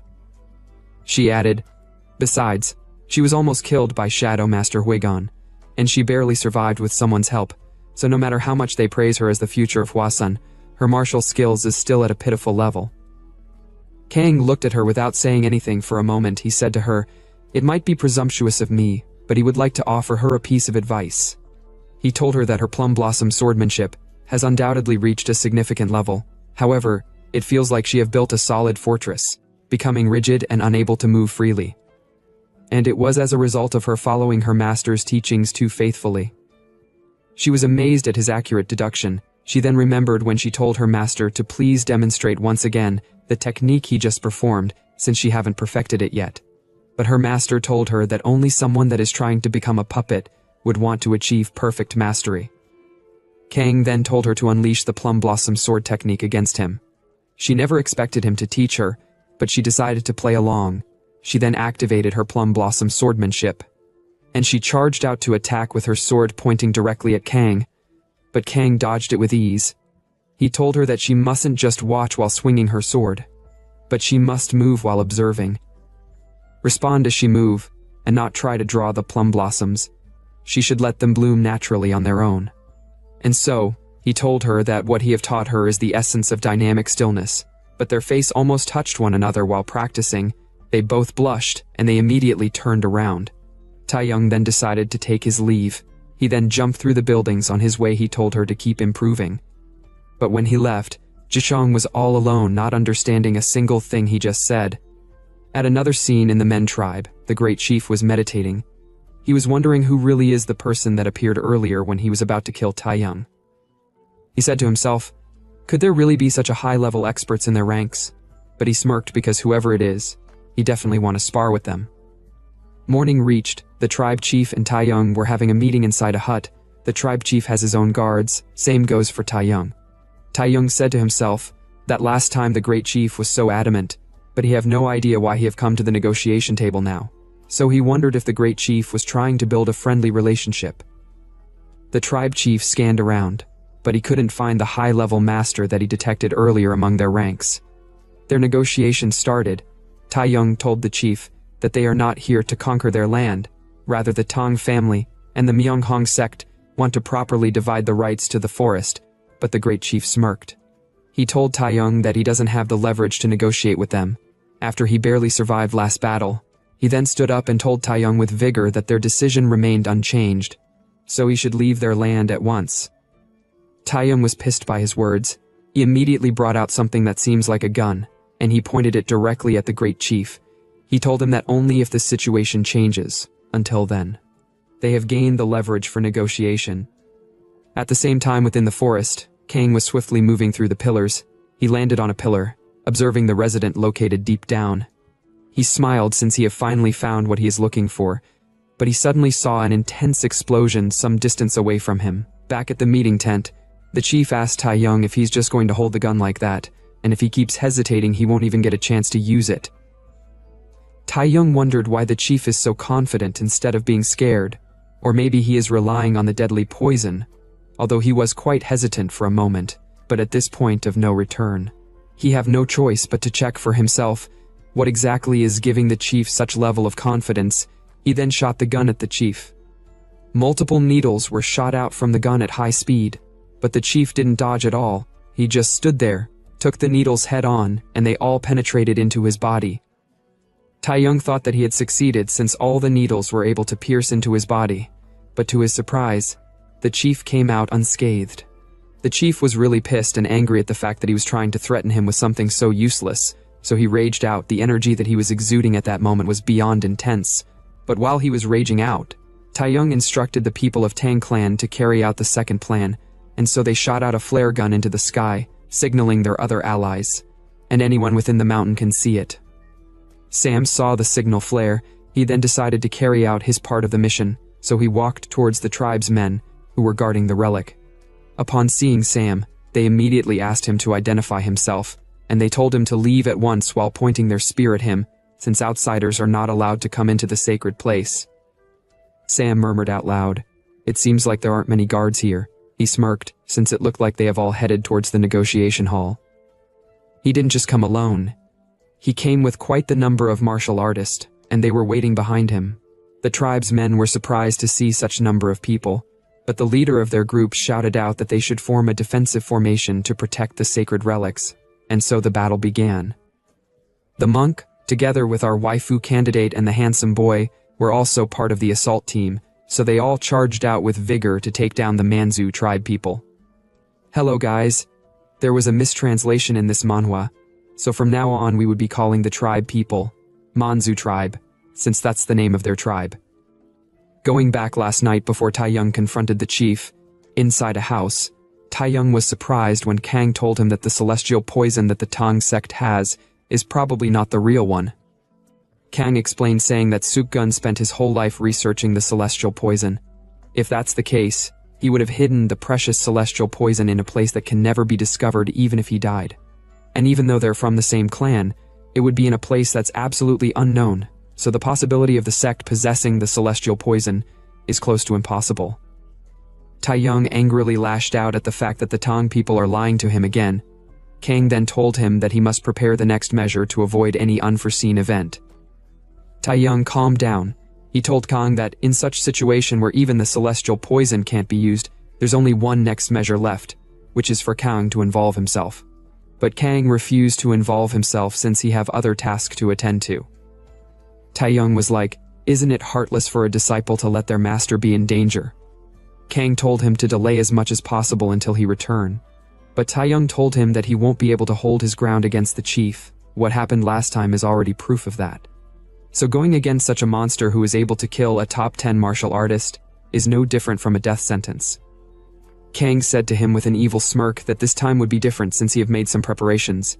But Taeyong had no idea what that so-called preparation was. Eventually it had something to do with Taeyong's body. Back to the present. The chief threw a punch at Taeyong. He also threw a leg strike after the punch.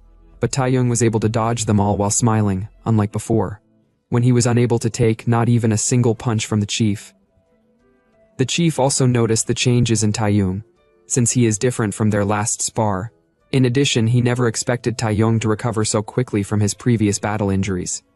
Taeyong then threw a heavy punch directly at him, but he crossed his two hands to defend against the blow, and in the process he was pushed back due to the force from impact. At that moment, the chief said to himself that Taeyong's blows are as if they've reached the state of harmony, and so their battle stopped for a moment since it seems like their strength are on par with each other. Suddenly, one of the Manzu tribe member came running panically. He told the chief that the altar has been ambushed, and the sacred relic is in danger. The chief was shocked by the news, so he told all the tribe members on site to head to the altar immediately, and he would handle Taeyong and his underlings alone. The tribe members were worried that the chief would be in danger, but the chief told them that they'd only get in his way by staying here, so they should leave immediately, or else he would kill them himself. So they immediately decided to leave upon hearing the word death. The chief told Taeyong that it seems like they're underestimating them too much, but Taeyong confidently told him that the celestial poison would definitely be theirs, so it isn't a matter of underestimating. The chief smirked. He called Taeyong a naive fool. He said, "Why do you think I would keep the celestial poison in the altar?" His words really surprised Taeyong because if what he said is true, then all his plans and schemes are useless. Another scene, the guard that was outside a hidden house was knocked down by Kang. Kang entered the house, and he began going through the dried herbs. He picked one and smelled it. He then turned around to look at the books that were arranged on the shelf, so he started reading it, but to his surprise, It was Suk Gun's journal. Back at the sacred altar, the battle against the martial artist was quite intense. Chul was having quite the difficult time since he was fighting against multiple Manzu tribe people. And he was almost ambushed unknowingly from behind, but the person that wanted to ambush him was taken down by Sam. Sam proudly told Chul that there is no need to thank him because protecting each other is what they should do. But while he was talking, one of the tribe men came to ambush him from behind, although Chul warnings came too late. But luckily Jichong stopped the tribe man's spear attack, and she knocked him down with a kick directly on his face. She immediately told them to snap out of it and stop joking around because the situation has changed since the Manzu tribe soldiers keep swarming in, and at the rate things are going they might get surrounded. But Sam confidently told them not to worry, because they have the pride of Shaolin on their side. With just a single swing of his hand, Yun was able to take down multiple Manzu tribe people, but it was far from over since they keep on swarming him. He said to himself that dealing with them is tough enough, so securing the relics might be impossible. At the same time, there seems to be a statue in the altar, and in the mouth of the statue, there is a glowing totem. Another scene outside the house where Kang infiltrated. The guard at the other side of the house noticed that something was wrong, so he went to check it out. His instinct was right since one of the guard was already taken down, so he rushed into the room, and he noticed that there was an intruder. He then shouted out to alert the other tribe members in the area. At the same time, Kang already left the house and he was running at full speed looking all worried. He said to himself that he never expected such discovery, and if the chief is that capable, then strengthening Taeyong's inner power might be meaningless. And just like Taeyong said, there is only one option left, which was for him to intervene. The chief strengthened his muscles. He forcefully shot out all the needles in his body, and those needles were redirected back at Taeyong and the Tang clan members. Taeyong worriedly shouted out for them to defend against it, although he was able to block the needles that were coming at full speed with triple the force from when it was shot. But the Tang clan members were unable to block it, so he worriedly told them to take the antidotes since the needles were all poisoned. They all immediately swallowed the antidotes. At the same time, Taeyong was breathing heavily after expending so much of his energy to block the attack. The chief told him that if the needles they shot at him contained the celestial poison, then the antidotes wouldn't have worked. So the celestial poison the Tang clan said to have is fake, since it's just a mixture of various poisons, nothing more. He became angry at the fact that they're tarnishing the name celestial poison, since it wasn't made to be used as an ordinary poison. Taeyong said, "You speak as if you know how to make the celestial poison." He lashed out at the chief, saying that the method to make the celestial poison is known only by Tang Suk Gun, and since he killed Suk Gun, then the method to create the celestial poison is lost forever. The chief laughed because Taeyong thinking are all wrong, and as soon as he removed his hat and placed it on the ground, there was an explosion in the area, with its smoke surrounding the vicinity, and the plants within that area withered immediately. At the same time, Taeyong bent down in pain since he was unable to block the explosion due to his slow defense. His body was shaking all over since the explosion itself was poison. So he immediately brought out the antidotes to take it, but he dropped the antidotes upon realizing that he was poisoned with the celestial poison. So the antidotes is useless. The poison was so lethal, which made him to bleed through his eyes, mouth, ears, and nose. The chief picked up the poison, he said. The antidotes was also made by Suk-gun, but he knows how to neutralize the antidotes, because he was once the one they called Suk-gun. Upon realizing what the chief said to be true, Taeyong laughed while in pain since it seems like they've all been fooled all along. No wonder he couldn't win against him. The chief then raised his hand, imbued it with energy to send Taeyong to the afterlife. At that moment, Taeyong said to himself that the difference between someone who has reached the harmony state and the one who hasn't is like heaven and earth, and in the world of martial arts, the lack of martial skills means death. He also knew that the blow from the chief would eventually take his life, so he already accepted his fate. The chief then struck Taeyong with technique called poison cannon, and bang, there was an impact. At first he thought he had successfully taken down Taeyong, since there is no way he could have blocked the attack, but to his surprise, our big guy arrived on time and used his body to block the attack, causing his clothes to be damaged, nothing more. Kang said to Taeyong with a smile, "You've worked hard, master." The chief was shocked to see that Kang was able to endure his poison, and boom, there was a sudden dust explosion that covered the vicinity, and it was caused by Kang. Kang carried the weak Taeyong to rest on a tree. He performed an acupuncture technique which would delay the spread of the poison as much as possible, so Taeyong probably won't be able to move for now.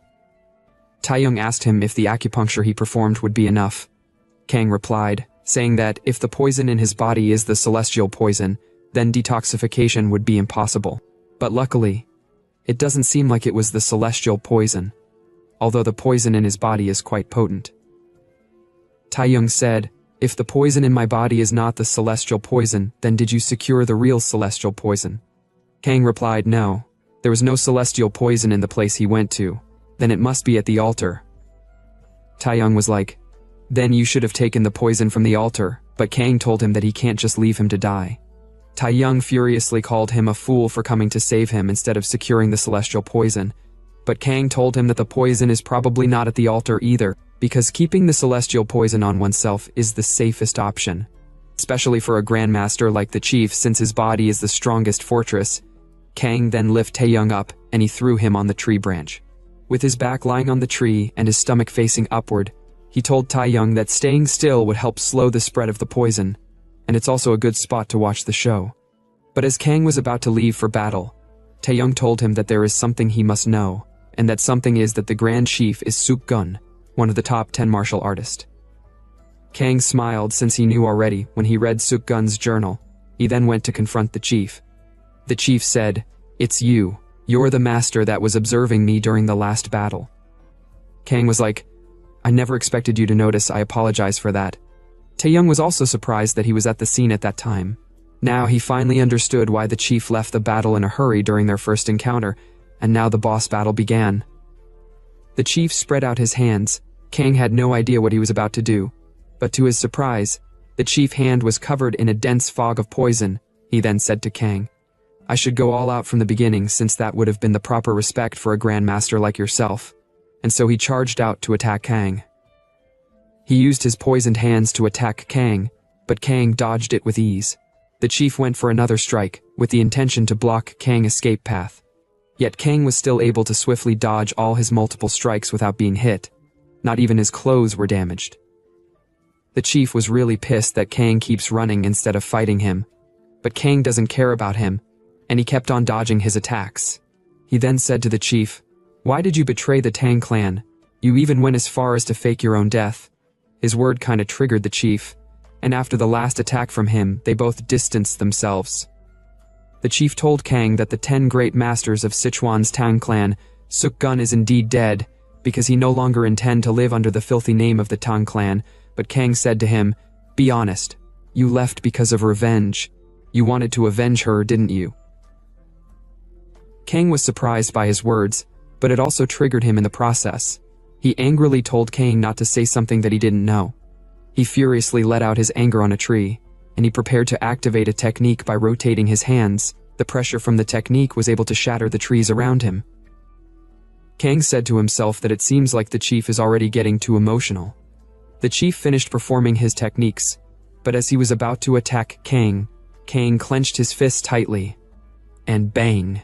He punched the shit out of the chief's face, but the chief could only scratch Kang's body.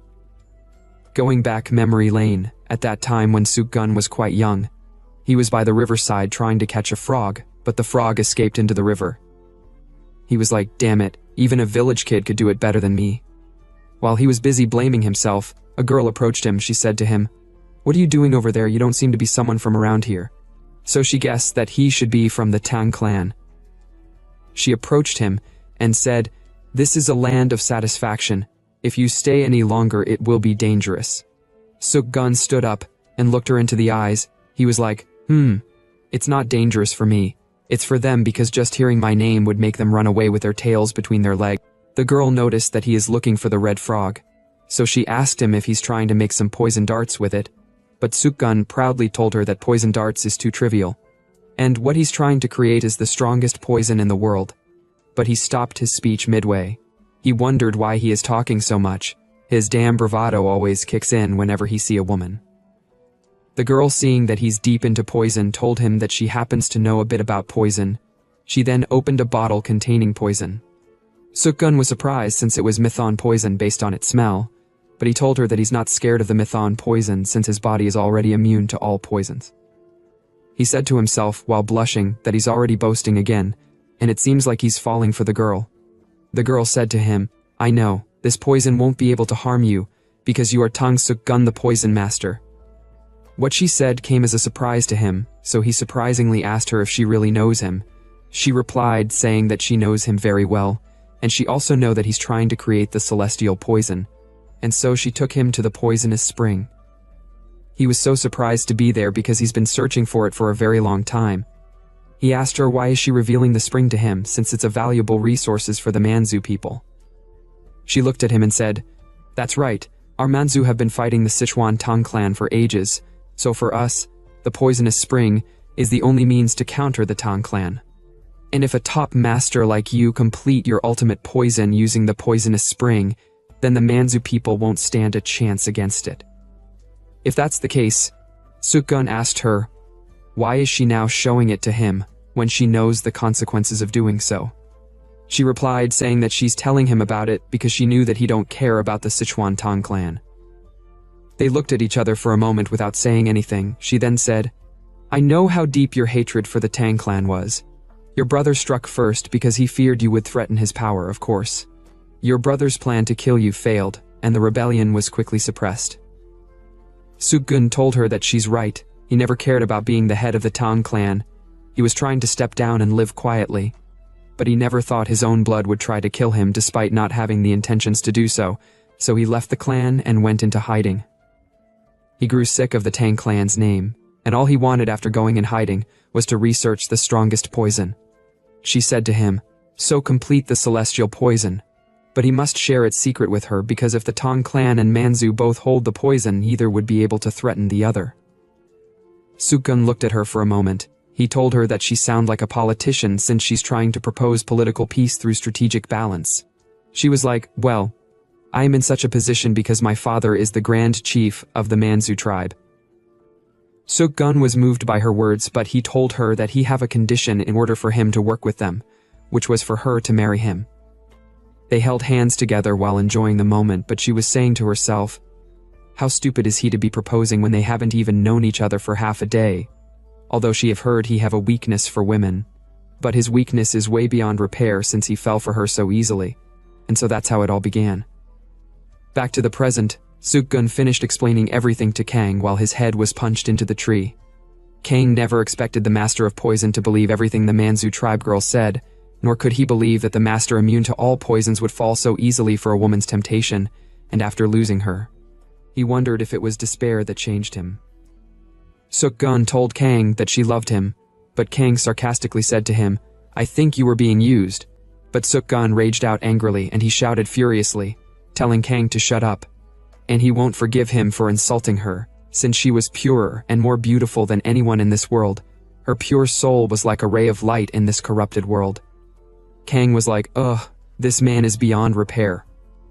Sukgun pointed his finger at Kang, and he told him that he would pay for insulting his beloved, but Kang said, "Threatening me like that won't scare me." Sukgun laughed.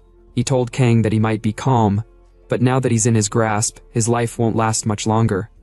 Kang noticed that what was giving him so much confidence was because of the scratch he landed on his arm earlier, but Kang pulled down his clothes and he was like, It doesn't hurt that much though." Sukgun couldn't believe his eyes. He never expected Kang to be fine after being scratched by the poisonous river. So he wondered if such a young man has really mastered immunity to all poisons. He said to Kang, "Just as I expected, you're an incredible master. Honestly, I can't even be sure if I can win against you."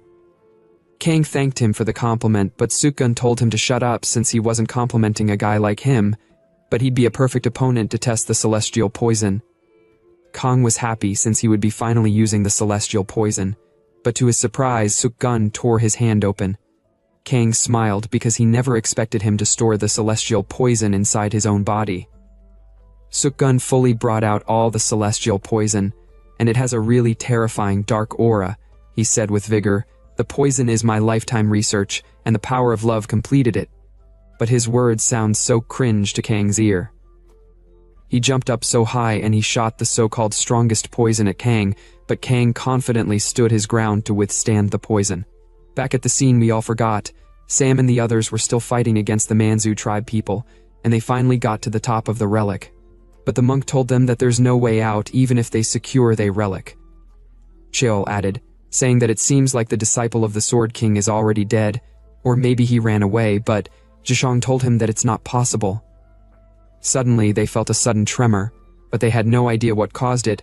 Zhishang then told Sam to hurry and take the relic. Sam pulled it out without any delay, and he raised it up, telling them all that he have secured the relic. And so, all the Manzu tribe people dropped their weapons and went on their knees. Chil was surprised, so he was like, "Are you guys surrendering just because we took one relic?" Sam told him that it must mean a lot to them. But the monk told Sam that he think they're bowing for another reason, and it should have something to do with the place that the attack came from. After Sukgun unleashed the celestial poison, many trees in the vicinity withered and animals died in an instant, decaying their flesh and leaving behind only their bones. But the one who unleashed the poison ended up losing the fight because Kang defended against the poison and came out unscathed. Kang walked towards Sukgun. He told Sukgun that the celestial poison has such a tremendous power, and it wasn't just an empty name since it's definitely worthy of the name celestial.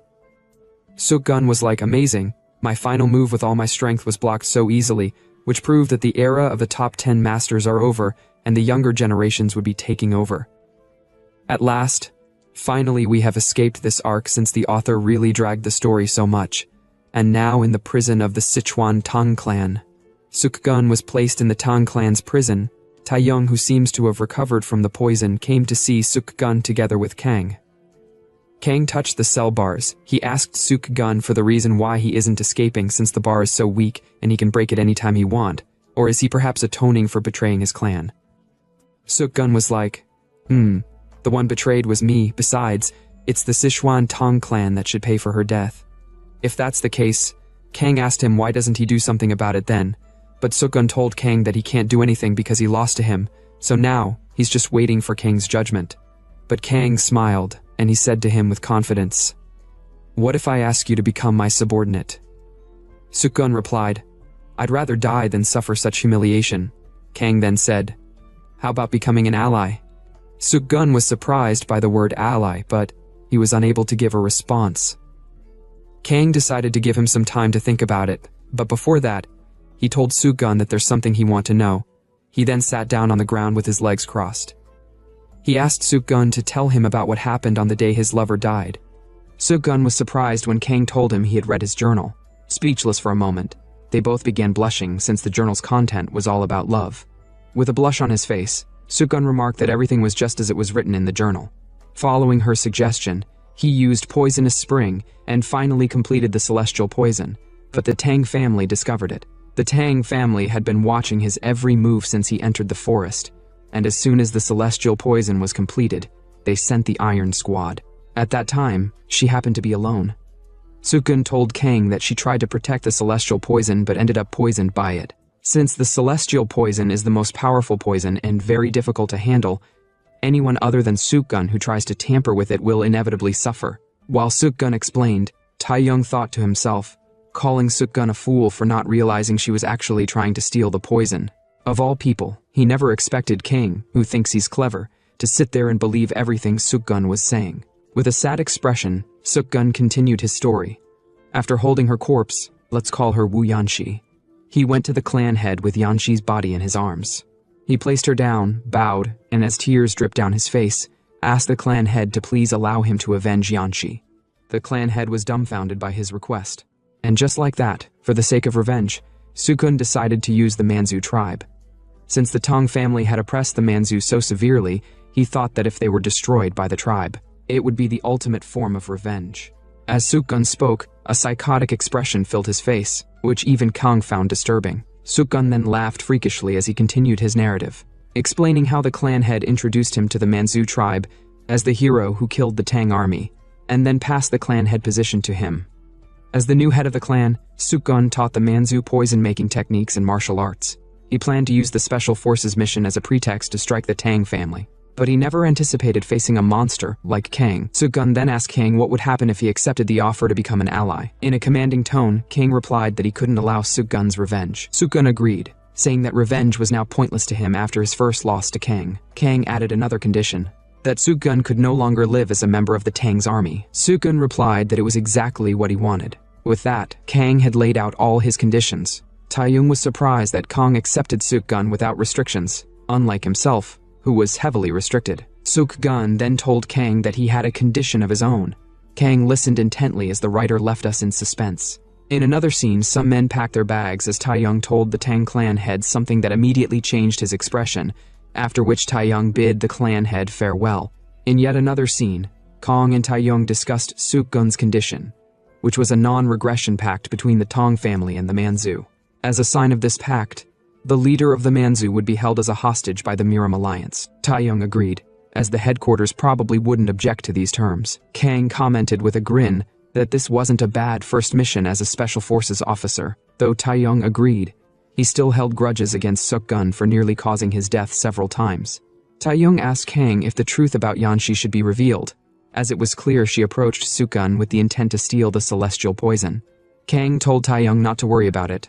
Suk-gun likely knew to some extent, but he probably didn't want to tarnish his memories of her.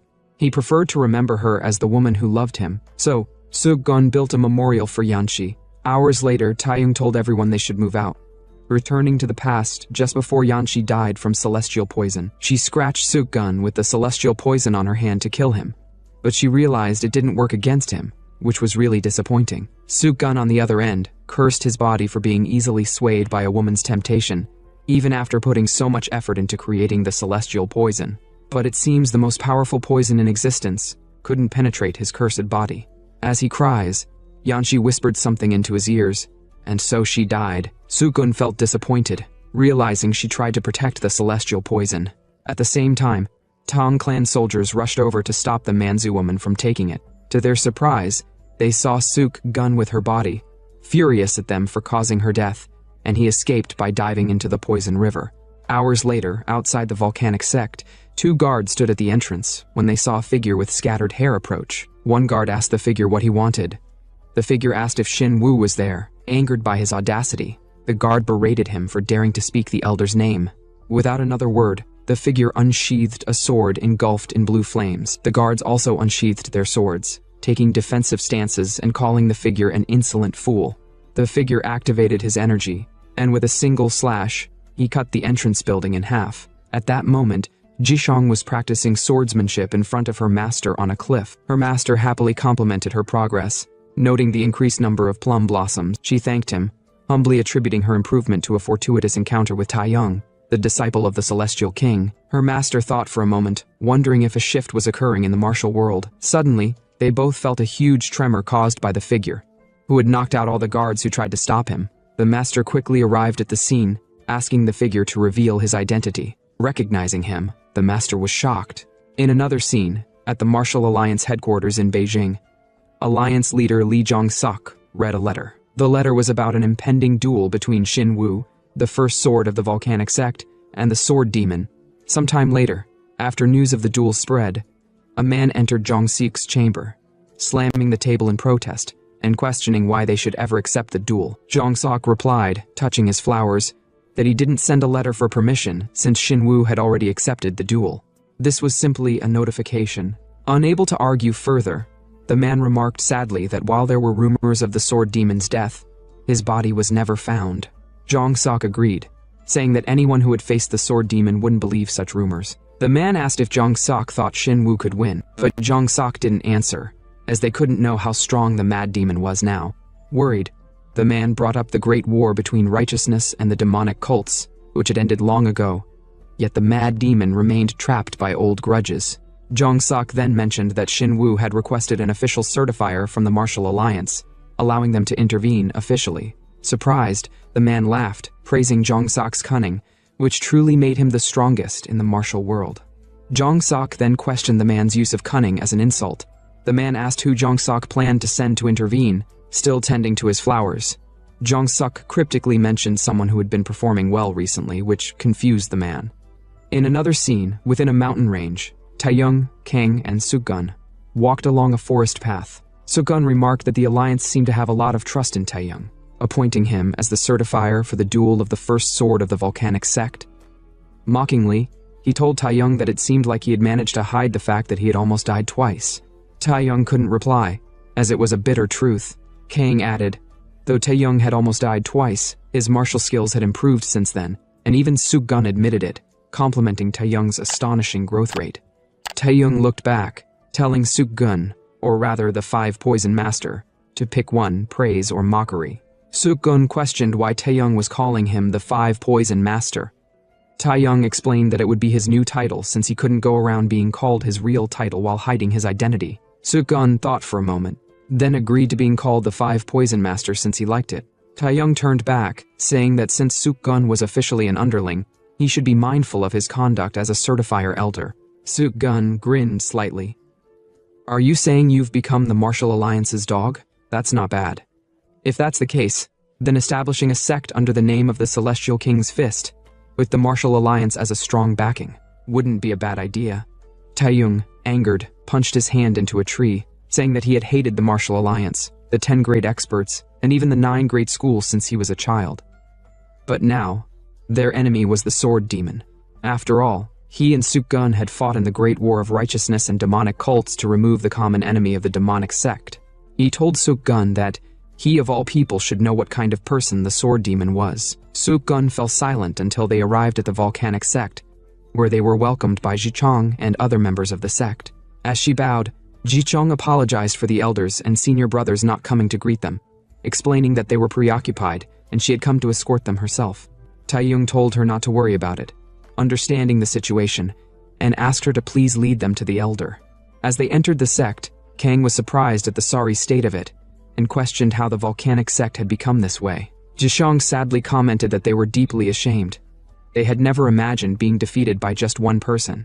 Taeyong then asked her to explain what happened that day. She recalled, remembering the day when she had been demonstrating her sword dance to the elder. The sect's emergency drum had been rung, and all the disciples rushed out in a hurry, surprised to see one man standing with a sword. Though they saw him as an enemy, they all charged to attack.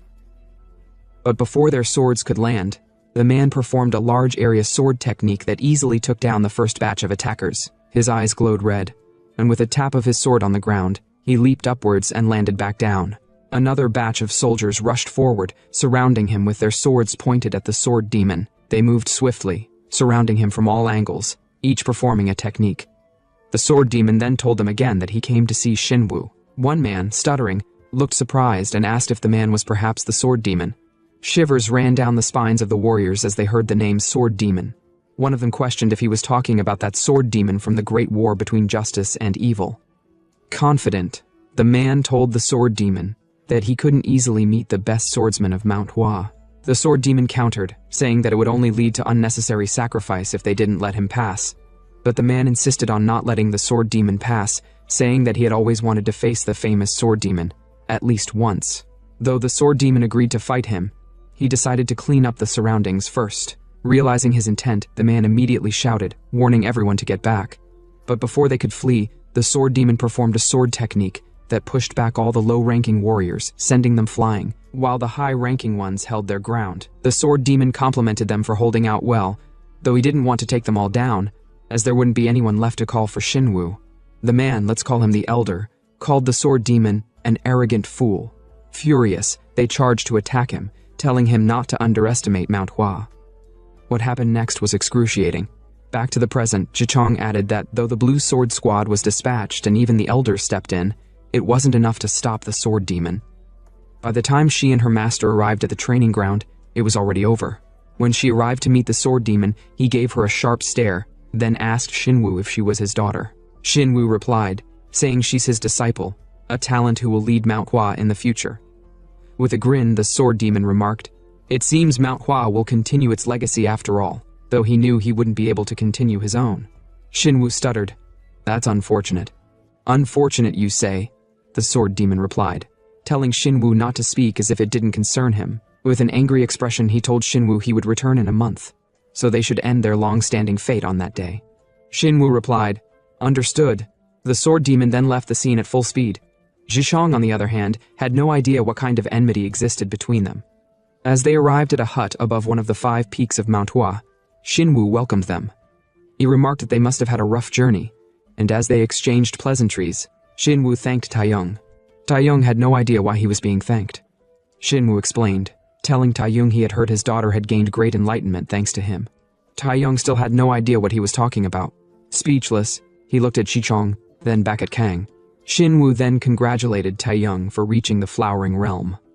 Taeyong stuttered, unable to reply, as he looked at Suk-gun, who gave him a slight nod to go along with it. Shinwoo then told Taeyong with a stern expression that at this rate, Taeyong would end up as the hunting dog of the alliance. Taeyong reacted, telling Shinwoo to explain what he meant by that. Shinwoo told him to look at the person standing in front of him. At that moment, Taeyong understood what Shinwoo was talking about.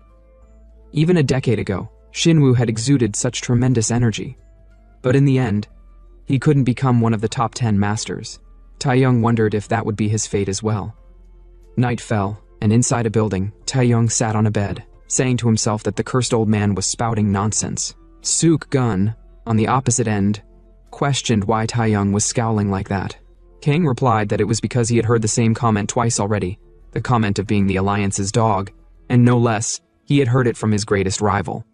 Kang then asked Suk-gun if he knew anything about the best swordsman of Manhwa and the Sword Demon, or what happened during the Great War between justice and evil.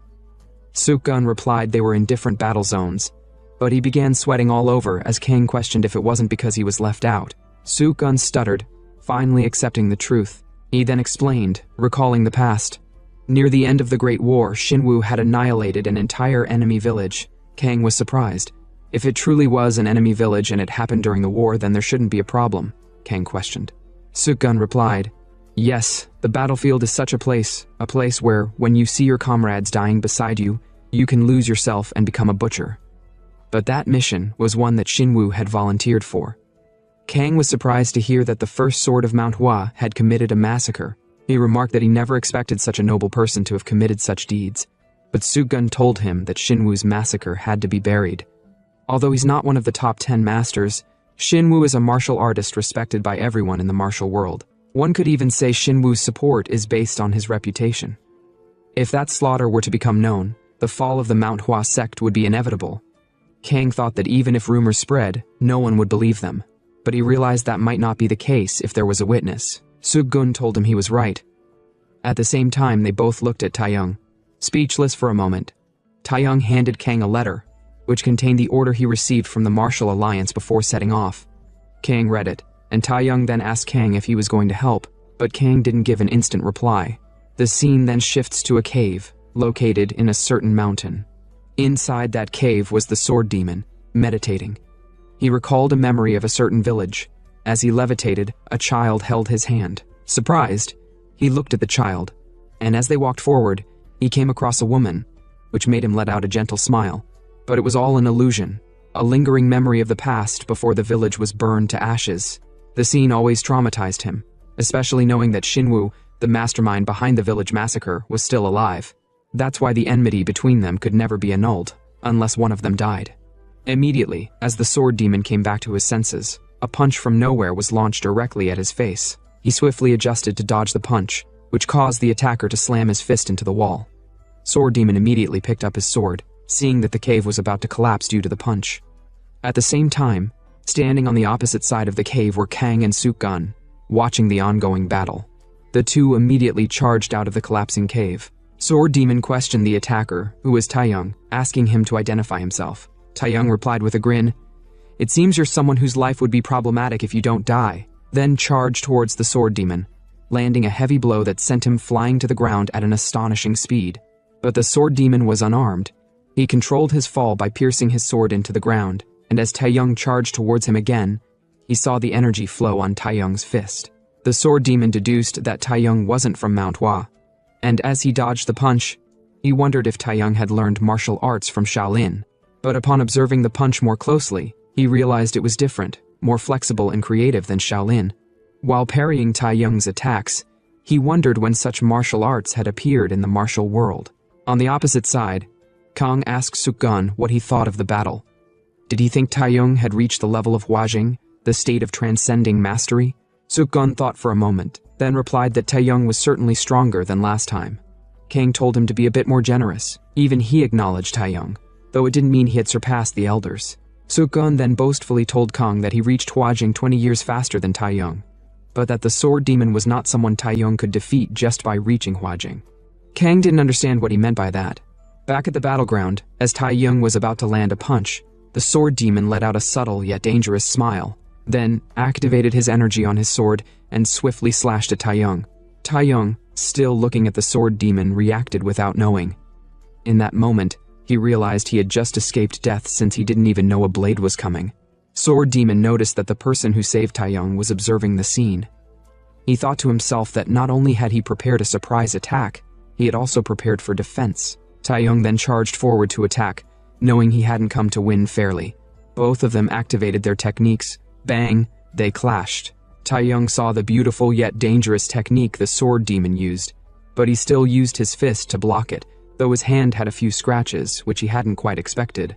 Sword demon then decided it was his time to attack, telling Taeyong to try and block it, and he swung his sword, sending multiple rays of sword energy toward Taeyong. Taeyong stood his ground and tried parrying the attack with his punch, but he realized it wasn't just an ordinary attack.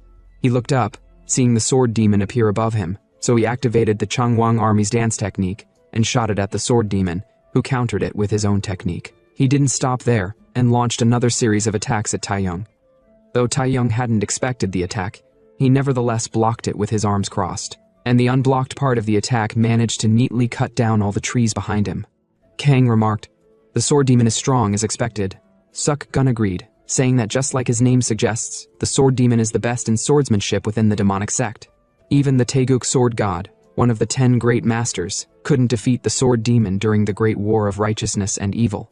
Though the sword demon lost an arm, Taeyong would still have a difficult time against him. Kang told Suk Gun that Taeyong's martial arts only improve when faced with a tough opponent. That's how it has always been. Suk Gun deemed Kang a cruel bastard for not caring about his underling.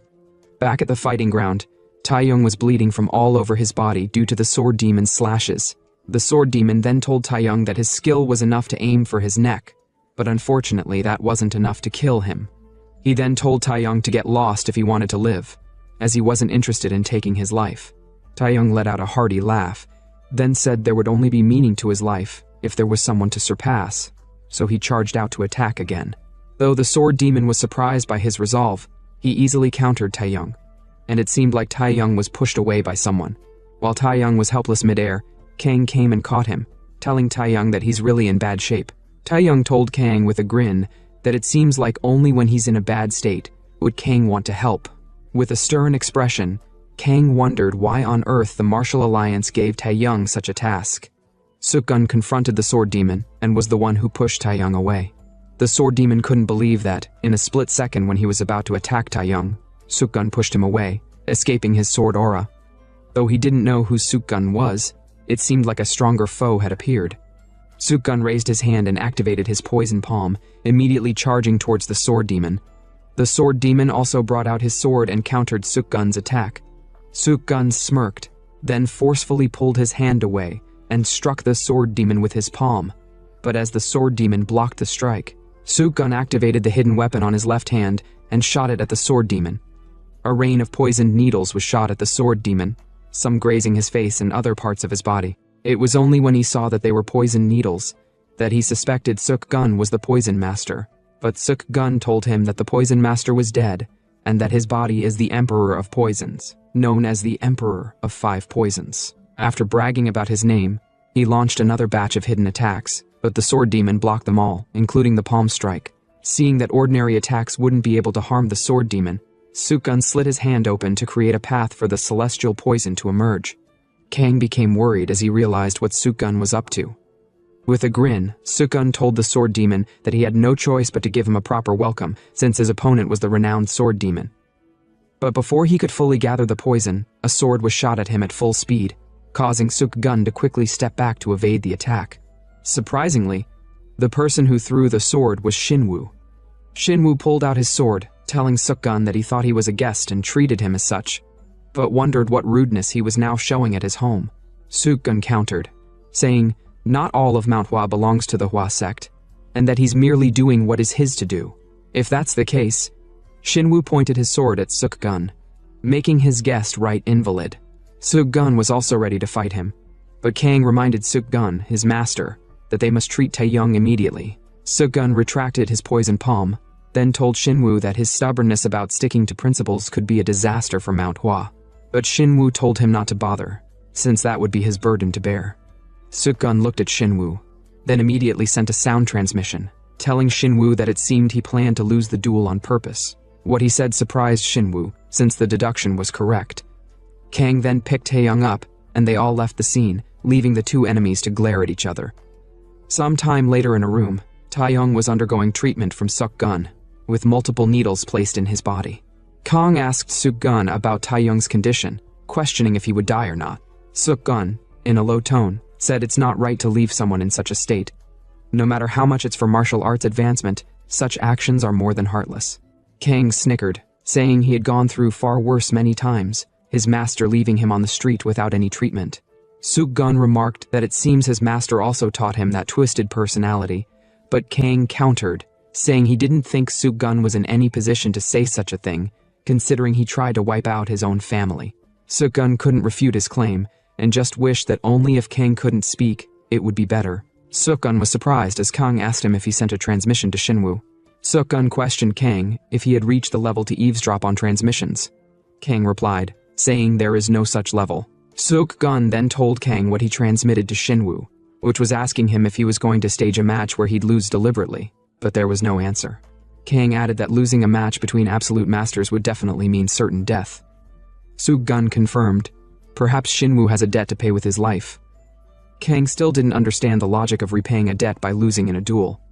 While they were talking, Taeyong shouted "damn it" unconsciously, saying he should have killed the sword demon. The next morning, inside Beijing at the Martial Alliance headquarters, a man was reading the duel letter, questioning why an old man would be so obsessed with duels. Jong Seok, laughing while looking outside, said he was too complacent and should have realized it when the opponent was said to be the sword demon. The man behind remarked, certain that Jong Seok seemed to know the reason behind the duel. Jong Seok looked back, disappointed by the man's lack of information despite his rank, and told the man to pay more attention to the world. But the man stood his ground, saying a martial artist should only focus on honing their skills. Jong Seok then explained what really transpired between Shinwoo and the sword demon. It happened during the Great War between righteousness and evil. There was a place called Wild Chrysanthemum Village, a stronghold of the demonic cult, and the village was massacred by Shinwoo on his own accord. The man questioned the word massacre, unable to believe that someone as serene as Shinwoo would do such a thing. It also shocked Jong Seok and the others as well, and they later found out that in that Wild Chrysanthemum Village, the sword demon's wife and child were there. Shinwoo is certain they may lose Manhwa's best swordsman if the duel begins. The man commented, that won't be possible because no matter how great the sword demon is, Taeyong's squad is also there. But Jong Seok told the man that isn't exactly the problem. The problem is Shinwoo in the duel. He then stopped what he was about to say midway, telling the man they shouldn't be wasting time here, and questioning where the nearest branch from Manhwa is located. At Manhwa, inside a building, there was an ongoing meeting of elders. A man named Relentless Jinwoo slammed the table in disagreement, saying it isn't true that Shinwoo is going to fight a duel where he would lose.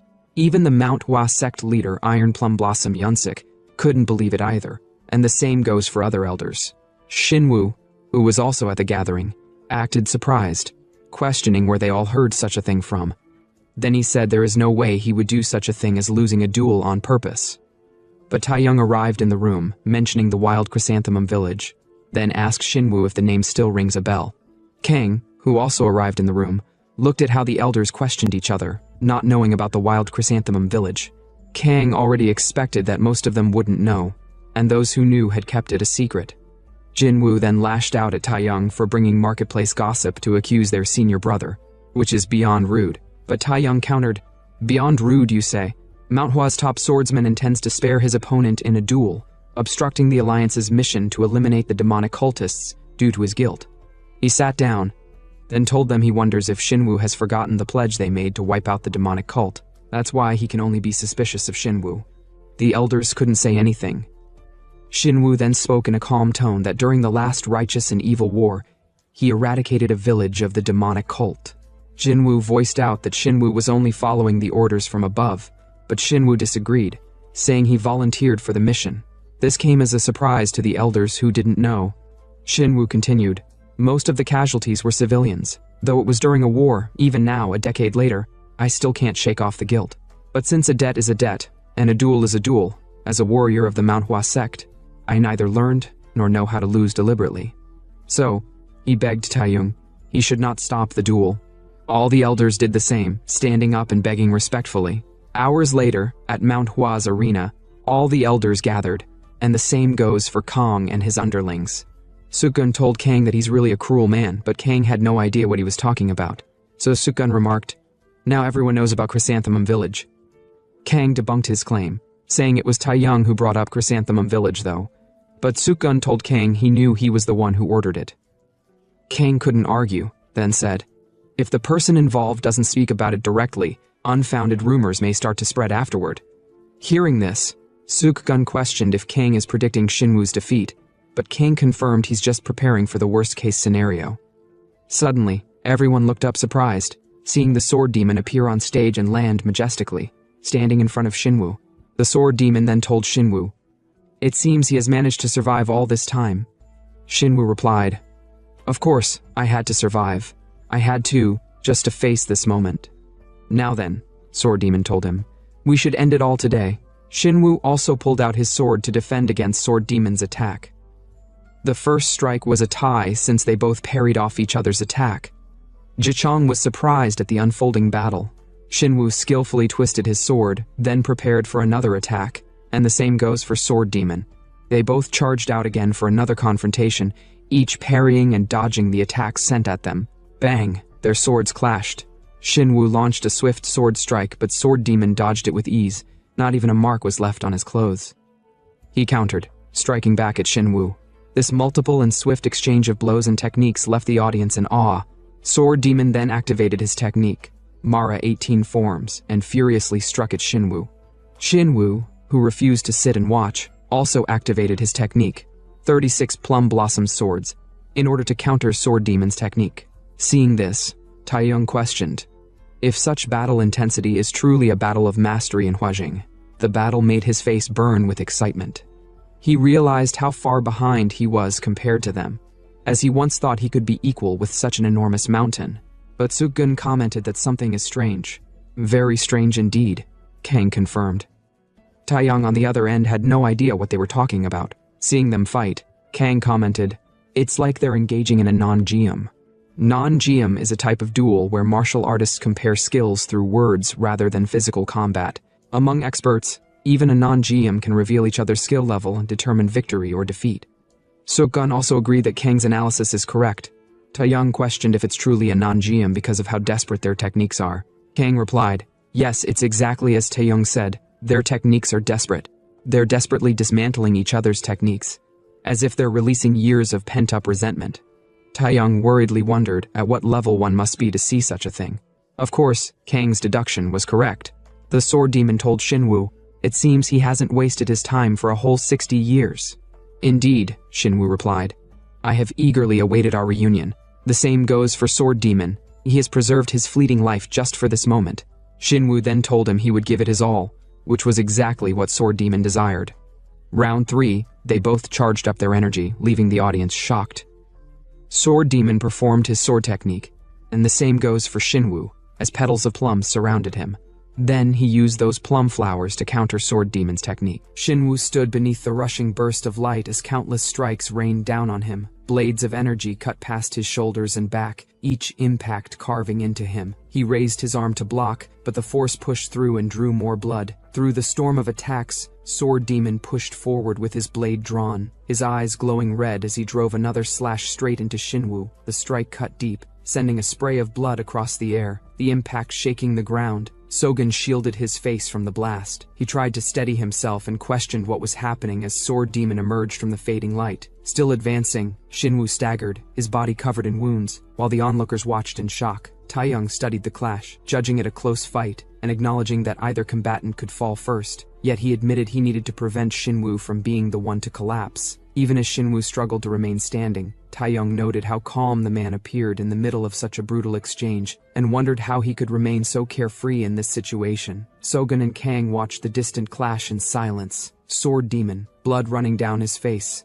stated that all he had left were his final 3 techniques. Shinwoo, equally wounded, answered that he was in the same position, with nothing else to rely on. Both agreed they had to continue fighting. Their blades rose again, each gripping their weapons with the last of their strength. Nearby, others looked on. Women watched tensely, and a horn sounded across the fortress. The heavy gate shook as soldiers marched out beneath raised banners. Others recognized the formation. Sogen muttered in disbelief as the soldiers advanced. The flag of the Martial Arts Alliance came into view, carried high by the approaching forces. A man in black robes stepped forward at their head while Sogen reacted with frustration, calling them bastards. The Alliance messenger the duel to halt. The voice formally declared that Shinwoo, the best swordsman of Manhwa, must end the fight immediately. The Alliance messenger announced that the order was to capture Sword Demon and escort him to the Martial Arts Alliance. Jinwoo and Yeonsik reacted immediately, surprised by the intervention. Jinwoo questioned why the Alliance had stepped in, calling the interruption of a duel unreasonable. Taeyong answered that stopping the fight was still better than losing the best swordsman of Manhwa,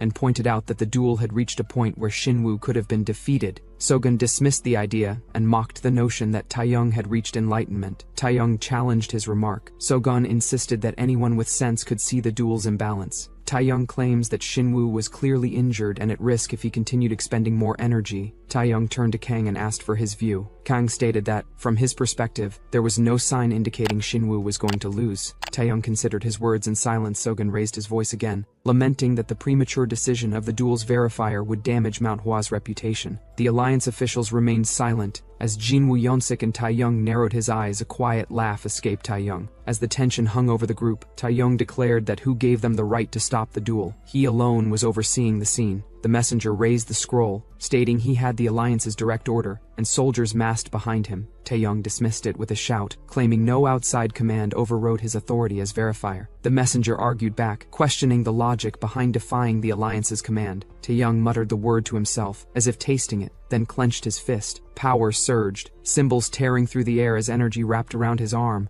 The ground exploded beneath him as he struck, force splitting stone and sending debris flying. The messenger staggered, barely holding his ground as the shockwave washed over him. With the field silenced, Taeyong ordered the duel to resume. The crowd roared in agreement. Across from them, Sword Demon smirked, noting that the Alliance wasn't entirely useless. Shinwoo echoed that sentiment quietly, proud that warriors still held their dignity. Sogen warned Taeyong that his stance could hinder his promotions, but Taeyong only offered a dismissive grunt. Taeyong reminded him he'd need to stand by his words, because if Shinwoo were to lose now, the consequences could be catastrophic. Sogen froze mid-breath at that revelation, eyes sharpening as he realized the gravity. Around them, even others stiffened. High above, Shinwoo pushed forward despite his wounds, unleashing a final surge of power as the duel resumed. But before Shinwoo could understand anything, Sword Demon lands a critical hit on Shinwoo. The impact hit him head-on, blood pouring from his mouth as he staggered. The onlookers flinched with a collective gasp. The woman covered her mouth while others froze in shock. Sword Demon pressed in, his blade wrapped in swirling blue energy as he advanced without pause. Shinwoo met the incoming strike, his eyes glowing red as he steadied his stance. The two clashed again, the force shaking the ground. Their blades collided, sparks bursting between them. Sword Demon unleashed another surge, his slash sweeping downward in a streak of blue. Shinwoo countered, lifting his sword to block. The collision rang out sharply as energy crackled between the two weapons. The shockwave pushed several spectators back, forcing them to shield themselves while shouting in alarm.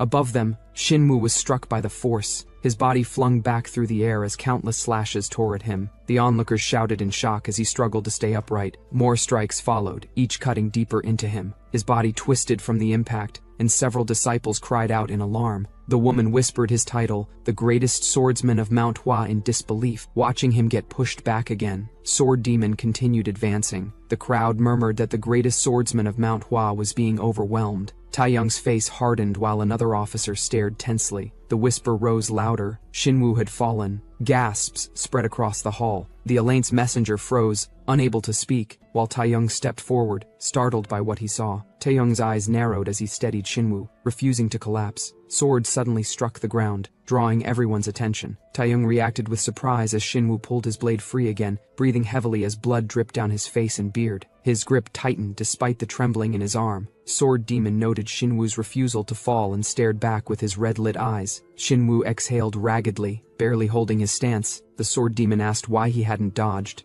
Shinwoo answered that he wouldn't have understood otherwise. He continued upward movement, still raising his blade. He said he had needed to know the sword demon's true strength. Taeyong finally released a long breath. Taeyong asked if Shinwoo's choice hadn't been too reckless, saying Shinwoo had pushed himself to the extreme just to gauge his opponent's power. Sogun replied that it wasn't just that. He explained that blocking an attack always inflicted greater impact than dodging it. He said the attacker also had to expend much more energy. He added that while the face being hit hurts, the fist that punches also suffers. He told Taeyong this was his area of expertise better than anyone else. Sogun asked Taeyong to look. If he had dodged, the internal injuries he suffered wouldn't have happened, but the sword demon would also have avoided internal damage. The sword demon gritted his teeth. His hand trembled as he held his blade, the strain visible even as he stood firm. He called out to Shinwoo, noting that among all the righteous faction masters he had ever fought, Shinwoo's swordsmanship stood above the rest. He acknowledged that within Shinwoo's group, the title of best swordsman belonged to the Taeguk sword god. Yet after facing Shinwoo directly, he insisted the truth was different. His eyes burned red as he stated it plainly. But to Shinwoo, the rest meant nothing. He cared only about surpassing himself. Shinwoo lifted his head toward the swirling sky as the air vibrated. But the sword demon reminded him that today, the one he needed to surpass, was the man standing right in front of him. Dark energy surged as he launched forward with everything he had. His blade ignited with a cold blue aura, the ground shaking beneath each step. Shinwoo watched the attack gathering, his own last strength pooling for a single response.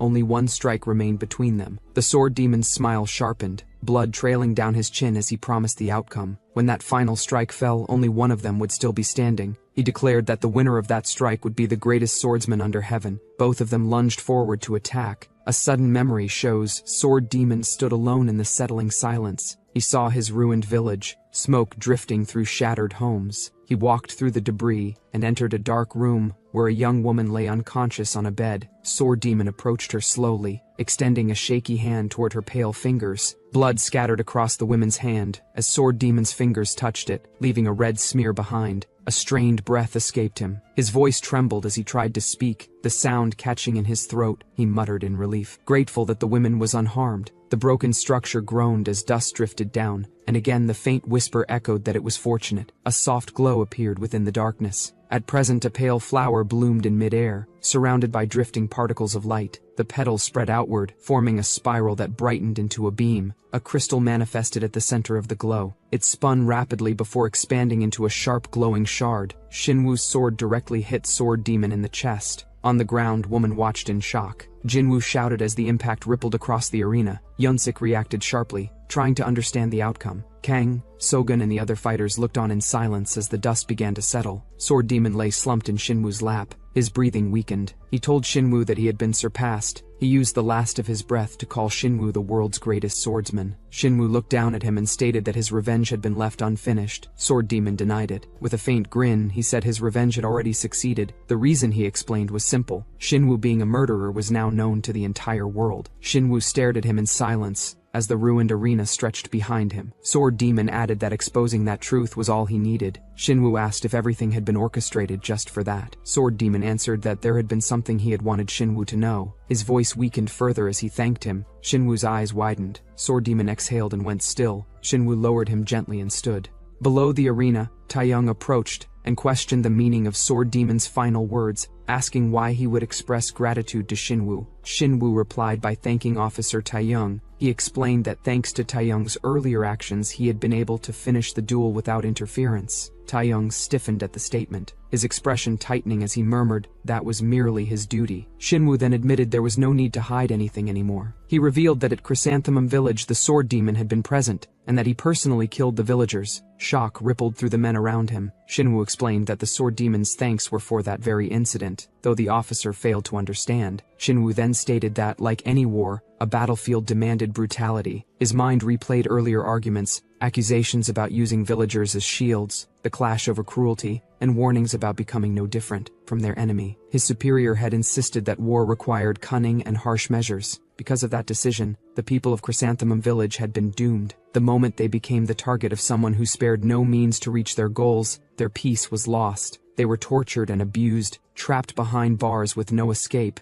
A young mother held her child while armed men stood outside the cage. they were destined to become sacrifices for allies bent on revenge. Forced into a nightmare where the living envied the dead, Shinwoo stated that if they had been the Sword Demon's family, their fate would have been even more gruesome. He explained that this was why he had taken matters into his own hands. Taeyong looked at him, remarking that the supreme sword of the heavens acting in such a cold-blooded way was unexpected. Shinwoo told him he would come to understand soon enough. At the Martial Alliance, the grand building stood over the courtyard. An elder supreme sword of heaven tended to a plant in silence until another officer approached, calling out to him. The officer asked if the report had arrived. Supreme Sword of Heaven replied that he wasn't sure which report the man meant, but preferred to hear it directly. The officer reminded him of his earlier concern about losing Manhwa's top swordsman and questioned why he was acting indifferent now. Supreme Sword of Heaven turned away, stating there was no need to worry anymore. The officer continued, saying the duel had ended with Manhwa's swordsman as the victor. He added that the sword demon was dead. Supreme Sword of Heaven narrowed his eyes at the statement. The officer or say man noted an additional detail, drawing attention to Shinwoo, who had apparently taken matters further. While trimming the orchid leaves in silence, the supreme sword shifted slightly as the next words fell. Shinwoo had challenged him to a duel. He paused only for a breath, the leaf snapping cleanly between his fingers. He asked if he had heard, but the man simply stared ahead as murmurs rose. He assumed Supreme Sword of Heaven had lost his mind,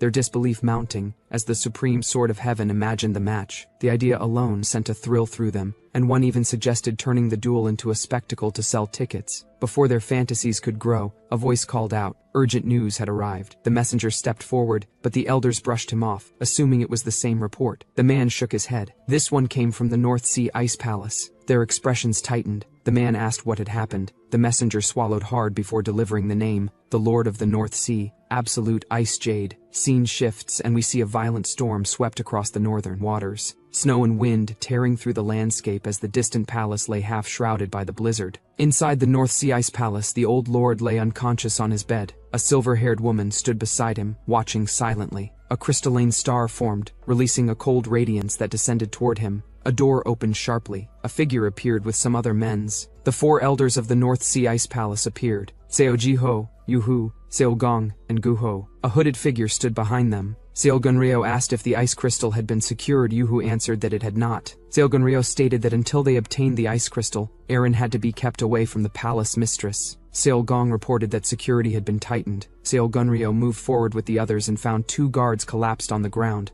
He pushed open the inner doors. Inside, Aaron stood ready, the power around her wrist glowing with light.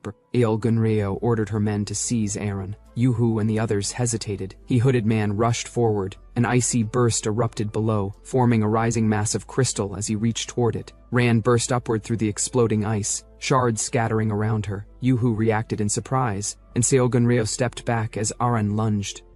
Ran's eyes fixed on Seogunryo as she struck toward her, releasing a blast of energy, and let out a shout. Aaron was thrown back, sliding across the floor, while the elders watched her. Howling blizzard swept across a distant mountain path where a group traveled through the storm. One of them muttered that the cold was unbearable. Elder Taeyong remarked that even someone resistant to poison struggled here. Sogun said his hometown rarely saw snow even in winter. He added that people of the northern seas likely wouldn't endure Sichuan's heat. As they continued, Sogun noticed lights ahead. Kang explained that it was the Northern Seas Commerce District Ogun, saying he would go warm up there. His companion reacted in confusion, whereas Sogun hurried ahead toward the lights through the storm. Then he ignored the others calling after him. Inside the palace hall, an attendant told the arriving group to wait, saying the new palace mistress would appear soon. Taeyong teased Kang, asking how someone who liked women could miss seeing Bing Yoje, regarded as the most beautiful woman in the martial world. Kang if Seo Laran had really been that renowned. The group entered as the elders prepared to introduce the new leader. Seo Gunryo welcomed Taeyong martial official and introduced herself as the new palace mistress of the Northern Ice Palace. Taeyong questioned the name, saying he had heard Seol Aran was the rightful successor. Seol Gunryo responded with a brief thought. He then stated that Seol Aran was wanted for assassinating the former palace mistress and stealing the ice crystal. The guests reacted with surprise. Scene shifts and we see the group move through the lit walkway. Former palace mistress's body lay prepared for rites. Taeyong remarked that the deceased was one of the 10 grandmasters,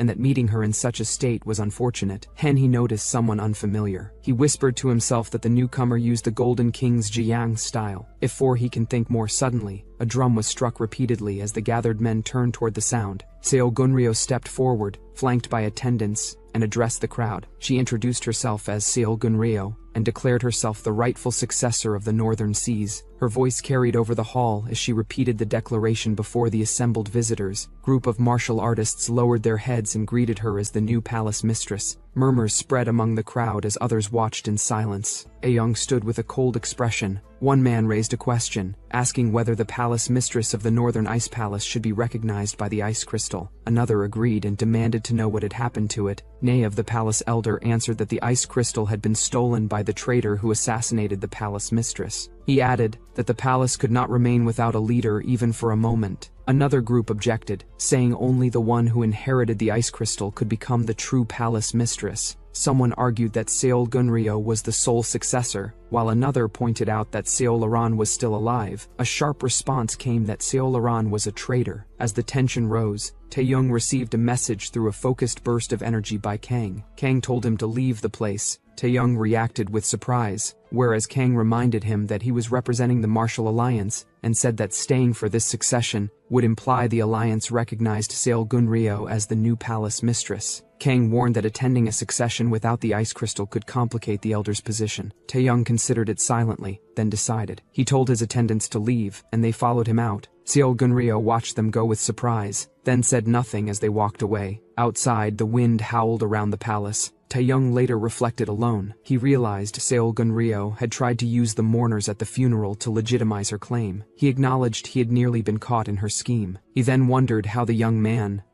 Kang, had seen through it so easily, concluding that he might have more talent in that area than in martial arts. Footsteps approached. Someone entered the dim room where Kang Chansik lay asleep. Seol Aran stood over him and told him to wake up. Kang Chansik opened his eyes weakly and asked what she hoped to gain by threatening him. She stated she had heard he was Taeyoung's only disciple. Kang Chansik understood and said she intended to negotiate with his master by using his life as leverage. Seol Aran answered that he was correct. Kang said that such leverage only worked on a master who cared about their disciple. Seol Aran reacted with confusion and then ordered him not to move and warned she could kill him. Kang replied that if she did, his master might even thank her. She stared at him in shock. Taeyoung called from outside asking if Kang was asleep. Seol Aran stiffened. Kang's eyes sharpened, and he struck upward while grabbing Seol Aran's hand. She blocked and deflected the blast but was pushed back. Kang seized her from behind, holding her hand at her neck. He told her she had let her guard down, calling her Ice Empress. Taeyoung stepped into the room and paused with surprise. Then he apologized lightly, saying it seemed like he had interrupted something. Both shouted that this was not the case. Taeyoung stated that Aran had always been the strongest successor to inherit the North Sea Ice Palace. He then demanded to know why she had killed the palace lord and stolen the ice crystal. Aran answered that she had not killed the palace lord. Taeyoung asked who had done it. She looked toward the door. When the door suddenly burst open, then Seol Gunryo thanked Taeyoung, saying Taeyoung had saved them trouble. Aran saw the masked man and shouted that he was the one who had killed her grandmother. Gunryo called her a traitor and ordered her to be silent. The man lunged toward Aran so he can catch and kill her. Kang moved and caught Aran. The masked man watched them with glowing eyes. Kang checked Aran's condition as she looked up weakly, and the masked attacker advanced toward them. Seol Gunryo watched Kang step forward, her expression tightening. Kang asked Taeyoung to handle things for a moment and moved ahead without hesitation. The man countered with a heavy blow, sending Kang through the hall and out into the storm. Snow whipped around as Taeyoung recovered and met the man mid-air, grabbing its arm and throwing it down.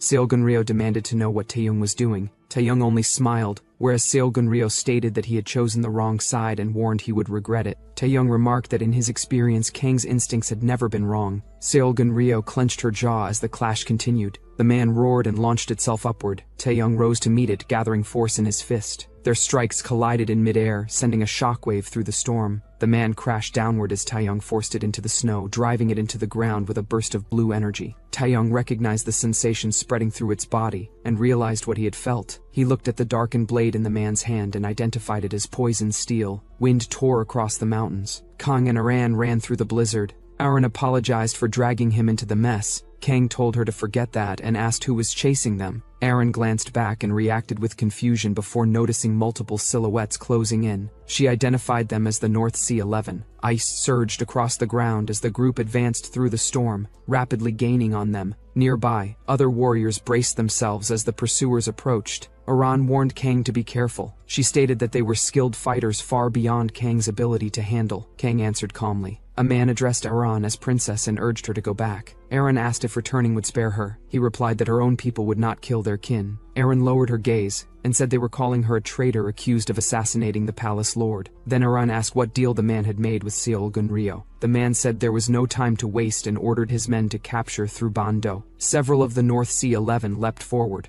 Black ropes shot toward Aran and wrapped around her, tightening with force. She tried to break free, frost gathering around her arms. Kang's expression hardened as he charged in, whereas Aran steadied herself, gathering icy energy along her hand. Aran's ice burst outward and shattered the ropes around her. Frozen shards spread across the ground as the attackers stepped back through the storm. Kang watched her release a cold breath. The man leading the group stated that taking her in peacefully was no longer possible. Aran struck forward, launching herself at them. She said she had not wanted it to reach this point either. Her fist collided with the man, and the impact sent a sharp flash of blue light through his arm. She tightened her grip on his wrist, ice spreading across his skin. His eyes widened as frost climbed up his arm. The man shouted in pain and was thrown back. The others behind him stiffened as they watched the clash. Aran stepped ahead and warned Kang not to interfere, saying the opponent was too much for him. Kang hesitated, then quietly agreed, where, as in the palace, the explosion of cold pushed outward again, shaking the area. Gunryo looked at him sharply. Taeyong noted the change in the man's aura, and recalled Seol Aran's earlier warning. Taeyong's thoughts replayed Aran's claim. If it was true, then the opponent Aran mentioned had once defeated one of the 10 great masters. He considered his own progress, acknowledging his recent improvement while questioning whether it was enough. Taeyong wondered if he could truly face someone like that. He muttered to himself that if that man Sogun were here, he would fight without hesitation. The thought tightened his expression. A sudden thought interrupted him. He recalled a memory when Sogun caught Kang's wrist. Energy hissed through the air. Kang stood before him, veins glowing green up to his arms. Sogun asked how this was possible. He explained that what he had just tested was the 1,000 poisons. Kang froze briefly as Sogun continued, pointing out that he had survived the strongest poison in the world. Sogun declared the result plainly. Kang had become immune to all poisons. Taeyong and the others watched as Kang steadied himself, the realization visible on their faces, while Taeyong processed the conclusion in silence. Taeyong stated that it was his turn. Sogun tried to stop him, warning that approaching him would mean instant death. Taeyong muttered with frustration, wondering how monstrous Kang truly was. Taeyong advanced toward Kang. Kang met his gaze without reacting. Sogun called out again, then added that Taeyong shouldn't be too discouraged. He said that fighting him had given Taeyong at least some resistance to poison. Taeyong stood nearby and repeated the line to himself, noting the unexpected benefit. In present, a faint sound escaped him as he lowered his head. His fist tightened. He looked at his hand, considering the statement. The thought surfaced. He had already faced death 2 or 3 times before. Taeyong's eyes sharpened. This time, he prepared himself. He launched forward, shouting his resolve. Blue energy surged around him as he charged directly at the man.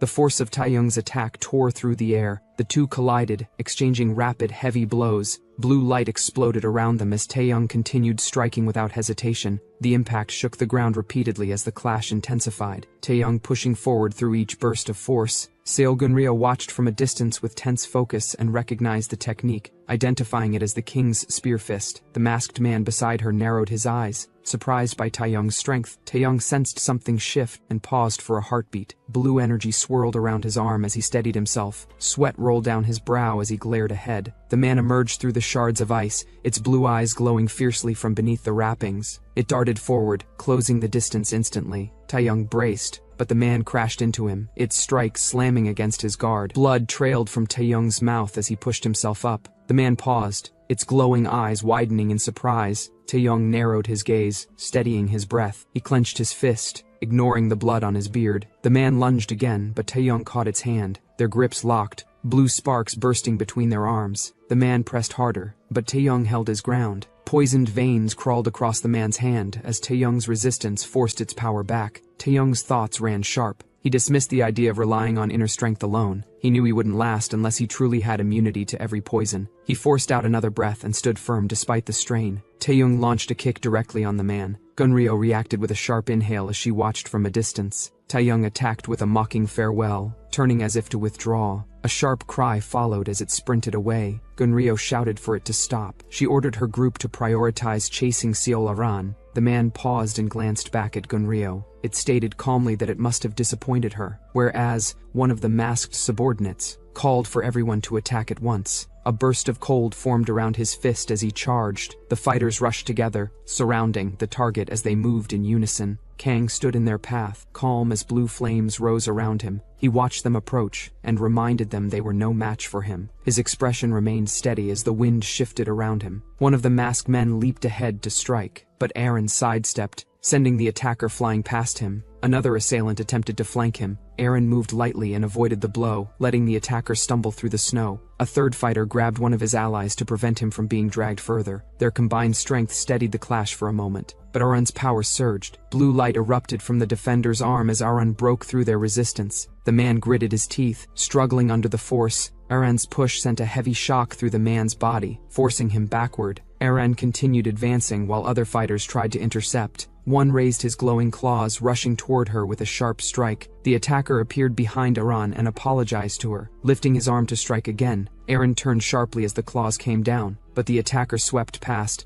leaving a blur of motion. Kang appeared behind Aaron, stopping the strike aimed at her. The attacker gritted his teeth, struggling under the pressure. The ground cracked from the force before the attacker's was blown backward. A man watched, unable to process the sudden imbalance in strength, whereas Kang asked Aaron if she was unharmed. Aaron noted the skill he displayed, questioning how the successor of the Chengguang fist could be this strong. She steadied her breath and thanked him for helping her escape. Kang replied she would have managed even without him. Aaron paused, unsure. Kang explained that without him, she might have ended up killing the Northern C-11. For a warrior, he said, it could be unavoidable, but someone destined to become the palace lord shouldn't kill her own people. Aaron accepted his reasoning, and Kang asked what they should do next as they couldn't keep running forever. Aaron told him to follow her, saying there was someone they needed to meet. Kang noted she already had a plan. Aaron approached the snow-covered cabin, pushing the creaking door open as cold air spilled inside. She stepped in with Kang following close behind, both halting when they saw the ruined interior. Their eyes adjusted to the dimness, Aaron narrowing hers, Kang's gaze sharpening in response. A voice came apologizing for arriving late. A man slipped behind her, his presence quiet but deliberate. She sensed him a moment before he placed a hand on her shoulder. Aaron asked if he had brought the item. He chuckled, answering that of course he had brought his part as well. A group of hooded figures appeared ahead. Kang watched silently and muttered that the identity of the man. He was a mourner among them. A box opened, revealing the green pills inside. Aaron examined them closely, calmly confirming they were the true pills of vitality. The man laughed off her doubt, boasting about his wealth and reputation,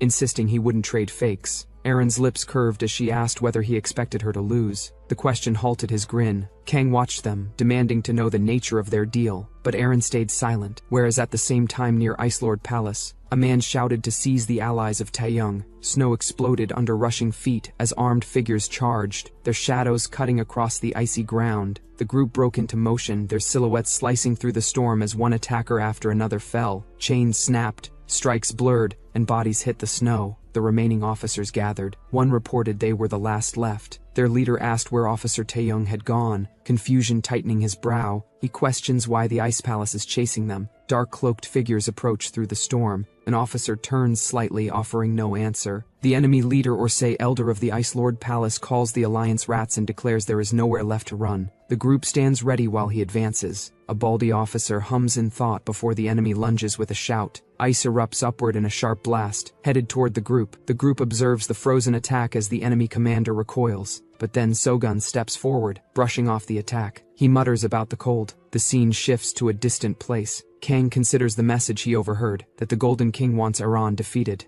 Aaron states that he must have negotiated with the military commander as well. The man Kunwan as King Guillaume explains that a merchant always keeps alternatives prepared. Aaron told Guillaume he might want her to lose, and she stated it calmly. She then added that she had already promised him a marriage if she were defeated. Across from her, Kang reacted in brief confusion at the word. Guillaume smirked, acknowledging that, as a merchant, he naturally pursued the greater benefit. Aaron noted that he still had to prepare for her victory as well. Guillaume agreed, explaining that if the Fire King's pill were fake, the deal would collapse and damage his reputation, and he reminded her that a great master like him wouldn't act recklessly. Facing her closely, he assured her the pill was genuine. Aaron fell silent, then opened the black case containing the pill. Back at the group, the surviving men regrouped in the snow. One announced he was alive, another asked about Officer Taeyong, and the others questioned the whereabouts of Kang. Sogun reported he was completely alone, causing another to lament their dire situation. The elder stood at the front, his expression hardened as he stated that Elaine's dogs have now no way to run around. One of the men behind Sogun asked what they should do. Sogun clicked his tongue, unimpressed, wondering if these frightened youths were truly meant to be the Martial Alliance's future. A man stepped forward, explaining that their opponent was one of the 4 great ice generals, second only to the Ice Palace Lord of the Northern Sea. He continued rambling, beginning to introduce Han Seol Gun Yu-hu, until Sogun cut him off, sharply telling him to stop flapping his lips. He added that if it were Kang standing here, he'd have already thrown the first punch. Sogun lunged forward to attack. The elder tried to block the attack by creating Ice Shield. Sogun's another attack followed. Purple-blue flames gathered in his hands, roaring as they clashed with the storm of ice. Fragments shattered, and the battlefield filled with cracking light and force. Some hooded figure moved through the blizzard, their glowing weapons slicing through the air as they advanced. Sogun smiled confidently. He uses his fist and blocked every attack of the man's lunging toward him. The ground cracked as the impacts continued, and the elder surged forward to break through the assault. Before his punch can land, Sogun grabbed him by the neck. The group watched in shock before the fight resumed. Sogunub picks up the elder and throws him down, whereas Aran and Kang ran across the snow, leaving clear tracks behind. Kang noted how far she had gone just to protect her power, calling her bold. She looked back, silent. He asked if she planned to absorb the ice crystal now that she had secured the neutralization pill. She stiffened at the question. He wondered why she was surprised, calling it the natural next step. She agreed, adding that without the crystal's recognition, she couldn't become ruler of the Northern Sea. He asked why she wanted the position so badly. She froze at the question. He stated that power was only a burden. He then wondered aloud if she was taking on something too large for her age. She answered that she had her own reason. Then she added that she had a favor to ask. She states that to absorb the ice crystal she needs him. He freezes, confused. Snow strikes again as distant combat echoes through the mountain. Elder screams while gripping his wounded arm. He seizes Sogun's arm, frost cracking under pressure. Energy surges again, breaking apart ice and releasing heat and steam. He groans through the reaction. Sogun questions why the Ice Palace is attacking the Alliance envoy. The elder replies, Taeyong, the Alliance martial officer, sided with the rebel Seol Aran. Then Sogun questions this. Seol Aran is supposed to be the Ice Palace successor. An officer wonders how Sogun is unaware of the situation. He turns away, saying the answer will become clear soon. Another officer studied the fallen elder and murmured among themselves. One of them noted how easily Sogun had subdued a commander of the Ice Guard, wondering if the Grand Chieftain's skill had truly been at that level. Another remarked that Taeyong, the martial officer, had defeated such a figure like him and jokingly referred to him as the god of battle. They stiffened when they saw Sogun approaching. He told the group to follow. When asked where, he only grinned before explaining that they were heading to the Divine Blood Palace. The group reacted in disbelief, surprised that such a place existed. Inside a cavern path, Kang walked with Aran. He asked if this was where the ice crystal had been hidden. Aran confirmed it, adding that this was also where the ice crystal had originally been created. She explained that, long ago, this place had served as the Ice Palace. Kang observed the structure ahead and stated that the term natural fortress fit it well. She explained an incident that during the conflict between the Orthodox and demonic sects, the Divine Blood Palace had suffered severe damage. The invader responsible was the Venom Demon. Kang recalled the Venom Demon's name as he pictured its silhouette. Venom Demon destroyed countless Northern Sea Masters. Even Aaron's grandfather had died during that period, Kang added, saying the former ruler had eventually subdued the Venom Demon and rose into the ranks of the top 10 masters as a result. Aran added that the Venom Demon had been fearsome, whereas Sogun's group has also arrived at the place. When Sogun explained about the situation he had Kunwan till now, the group reacted as one of them asked if this meant Seomgun Ryo might not be of direct lineage. Sogun replied that, according to the elder he had defeated named Yihuo, or whatever his name had been, he understands some things. Then he continued explaining that one day the ruler had brought a young girl to the palace. Since nothing was ever said about whose child she was or her relationship to the ruler, everyone simply assumed she had been the ruler's hidden descendant. He continued, saying the successor had already been designated as Seol Aran, so the girl's presence held no weight. Years later, a mysterious man entered the palace, and his name was Mono. An officer reacted when he realized it was the same man who had once protected Seol Gunryo. Sogun asked if he had met him, and the officer answered that it had been brief. Silence followed before someone questioned if this place was truly the Divine Blood Palace. Sogun confirmed it, explaining that the passage had narrowed due to past conflict, and that the inner sanctuary would soon appear. Officer asked how he knew this. and Sogun replied that he had been there before. The group reacted, wondering how the chieftain of the satisfied tribe could have come here. Suddenly, the group lost footing, and the officer slipped, catching himself with a shout.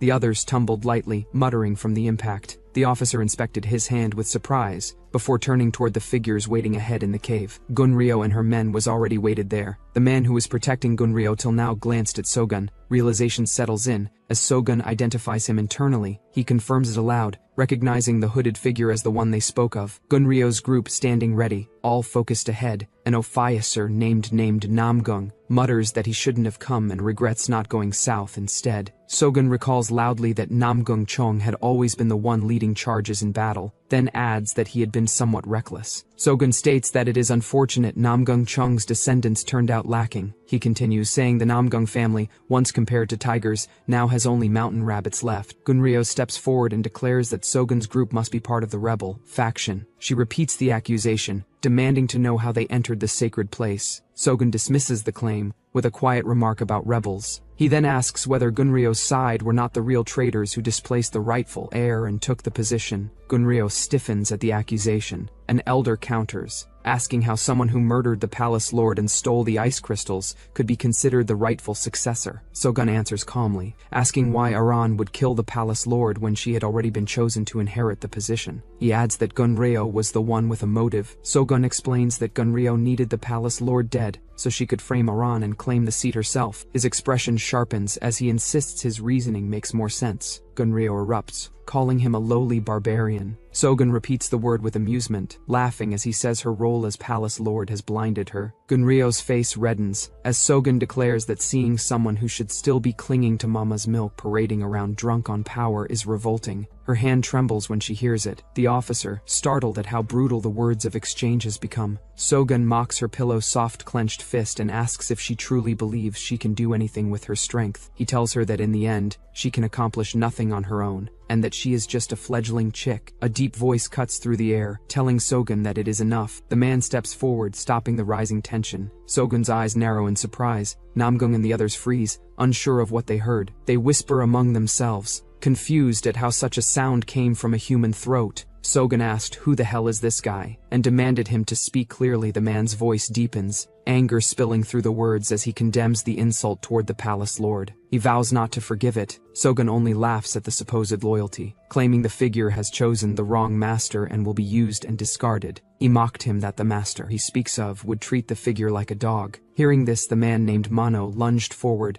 power tearing through the air. Rock and ice explode outward as Sogun hurled back. Mano strikes again. From the impact of the attack, Sogun's body is thrown into the sky. Energy cracks down with violent force as Sogun plummets, crashing into the ice below in a burst of blue light. As dust settled, Sogun's men rushed to steady him, asking if he was all right. In front of them, Mano's energy erupted once more. The baldy officer stepped forward to attack, blades drawn. Sogun stopped his men, calling them little punks, telling them this fight was beyond what they could handle. He pointed at the man, calling it a monster they weren't prepared for. Namgung watched him, recalling how confidently he had spoken earlier about spirit or whatever. Sogun whispered something in one of his men's ear. Hearing this, the officer became quite shocked. Sogun pushed his men away, shouting for them to run while they still had the chance. They obeyed, retreating as he urged them on. Once they were clear, Sogun steadied himself, muttering that kids should know how to respect their elders, then snarling at the fleeing brats. Gunryo tensed as she turned toward him, teeth grit, calling him out as well. Before she could react, Mano struck again, his movement cutting through the air with speed. Sogun watches Mano's arm rise, blue energy spiraling as it gathers force. The shockwave tears through the air, sending him tumbling as the strike lands. Mano steps through the surge, its fist wrapped in tightening strands of light.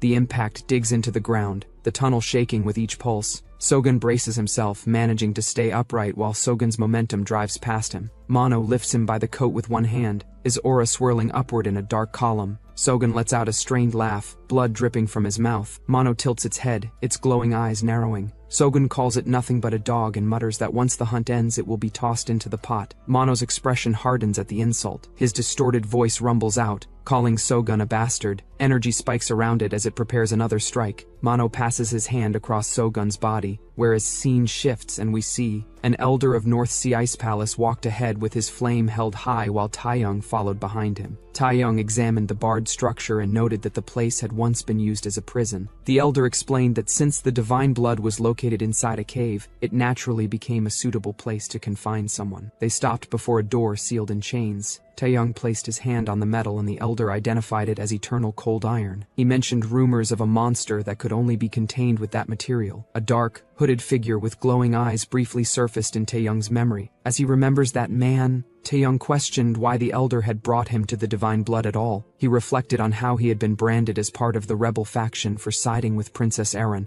The elder explained that most people in the North Sea supported the current palace lord, while Princess Erin had given hope to the lower classes by making promises to them. When Taeyong asked what promises she had made, the elder described how the barren land forced people to fight for survival daily, a hardship the ruling class used to tighten control. He added that the people were kept in suffering because it made them easier to govern. He continued, saying the ruling class wanted to maintain that situation. Taeyong muttered that this was why the Murim Alliance insisted on preserving the 10 Great Masters system. The elder added that Princess Erin had tried to change things by encouraging trade and commerce. Taeyong recalled that is why that bastard Gold King Guillaume was there. Taeyong urged the elder to leave the matter to him and return immediately, warning that if the palace lord discovered him, he would lose his head. The elder stated he had no regrets about his remaining life and wished only for the princess' safety. Taeyong reassured him and stated that he would protect the princess. A brief shock crossed his expression before he steadied himself. Then he repeated his words, stumbling slightly as he says, "We will actually." Scene shifts and we see Kang asked Aran if she expected him to teach her the Spear King technique. Aran answered that stabilizing the absorption of ice essence required the technique's inner energy formula. Kang paused at her explanation.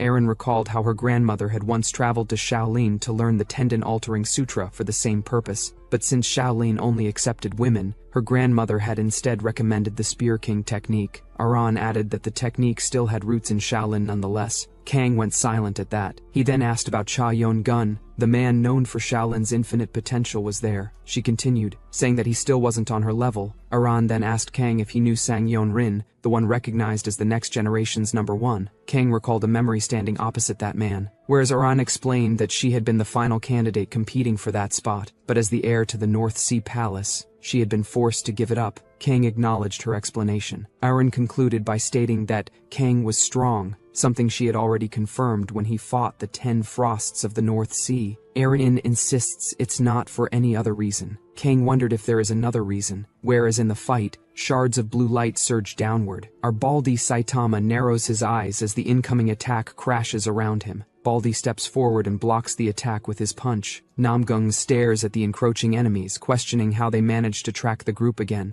The realization hits. Sogun might have. Namgung demands directions from the young officer Jang Sam, asking whether Sogun's words can be trusted. Jang Sam, or say Sam, stays focused ahead, carrying the weight of the decision. He remembered what Sogun whispered in his ears. Sogun gives urgent instructions. Reach the divine altar by following the marked path and hold out as long as possible. He stresses survival until help arrives. His gaze shifts to that guy, reminding Sam that only that guy is the one meant to save him. Sam steels himself, recalling the warning, survive until Taeyong Martial Hall reaches them. Back in the present, enemies gather in formation. Their leader, and one of the elder of the Nordharn Sea Ice Palace, steps forward, cloaked and unreadable, as Namgung, Baldy and Sam brace for the clash. The elder muttered that he had already avenged Yoo-hoo, though the thought lingered unfinished. Sam questioned the word, only for the elder to declare that they would serve as sacrifices. Our Baldy launched forward with the determination to perish everyone, but his strike swallowed by the massive sphere of energy the elder summoned.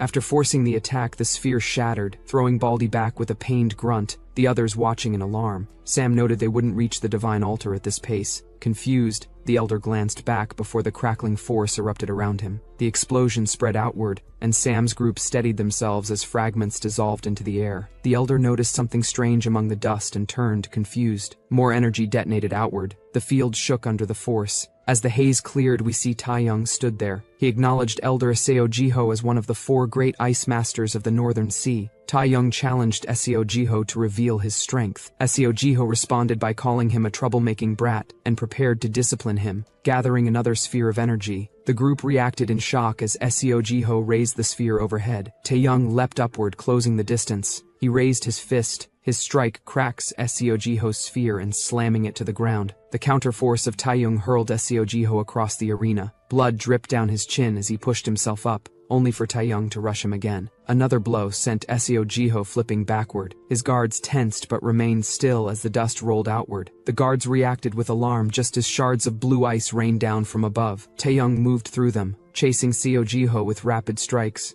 Elder Seo Jiho retreated, activating a deeper force. Purple energy rose around him as he chanted, summoning a larger surge. His hand stretched outward, as the gathered aura compressed and twisted around his fingers. Seo Jiho's wrist is caught mid-strike by Taeyong. Taeyong tells him he has already lost. Seo Jiho glares back in silence, blood running from his mouth. Energy crackles between them as he struggles, but Taeyong holds steady. When Taeyong presses Seo Jiho's arm, pain shoots through Seo Jiho's arm, forcing a scream from him. Guards watch in alarm as Taeyong tightens his hold. The guards shout, but Taeyong ignores them. After a while, he then questions Seo Jiho, demanding clarity. Seo Jiho explains that Sogun, or whatever his name, is dead, stabbed clean through the stomach. Taeyong couldn't process how something like this can even happen. Seo Jiho mutters that the injury should have definitely killed Sogun already. He then laughs, saying Taeyong will join him soon. Taeyong steps back. He realizes Sogun specialized in toxins, yet someone else killed him with something like that. He wonders what kind of monster could do that. Taeyong then mutters that the attacker isn't from the Northern Sea. He demands answers from Seo Jiho, but Seo Jiho weakly dismissed it, expecting that Taeyong adds that the attacker is from the demonic sect. The group react in shock. Taeyong cuts them off, stating he's an inspector from the Alliance, and warns Seo Jiho to tell the truth before he reports that the Ice Palace is colluding with the demon sect. The guards panic. Seo Jiho tries to explain that they were dragged in this. Taeyong repeats the words, puzzled, whereas at the same time a guard bursts in reporting to Gunryo that Mana Crystal is rampaging again.